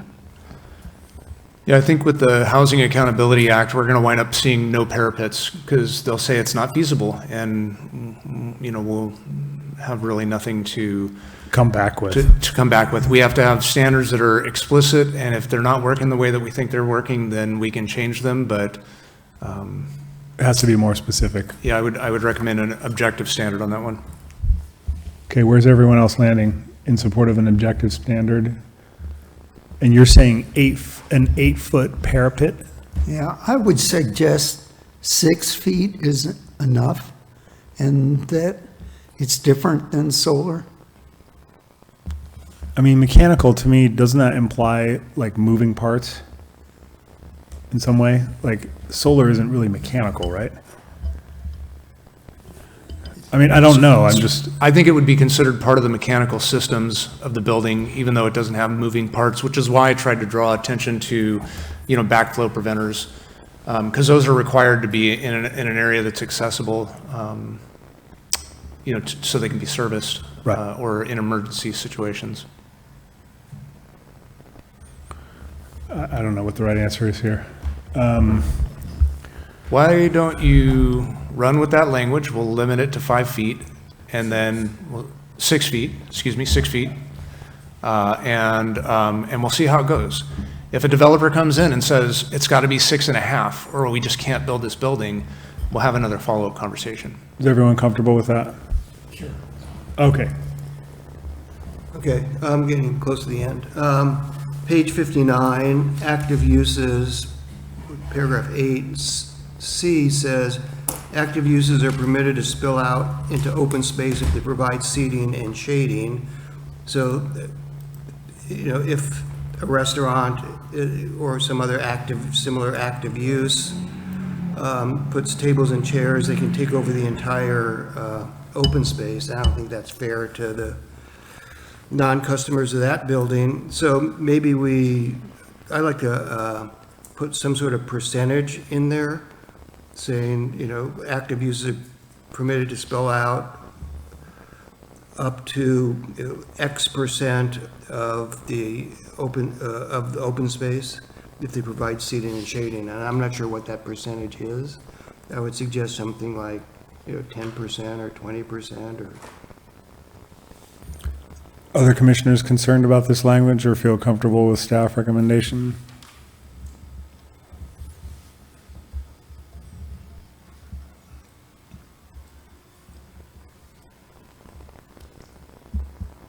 What do we think, gang? Supportive change or comfortable with staff position? Comfortable staff. Yeah, comfortable. Abby?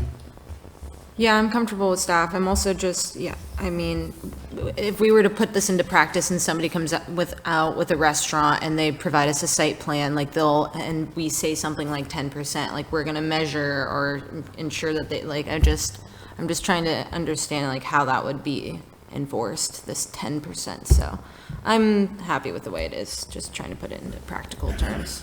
Okay, let's leave that one. That's all. Okay. All right, well, I appreciate everyone's work and the thought everyone's put together to come prepared for these discussions. That's useful. Staff, you got everything you needed out of that portion of it before we move on? Yep. I'd like to transition now to correspondence and communications and check in and see if we have any correspondence from Planning Commission members. Seeing none, I would like to check in if we have any correspondence from staff.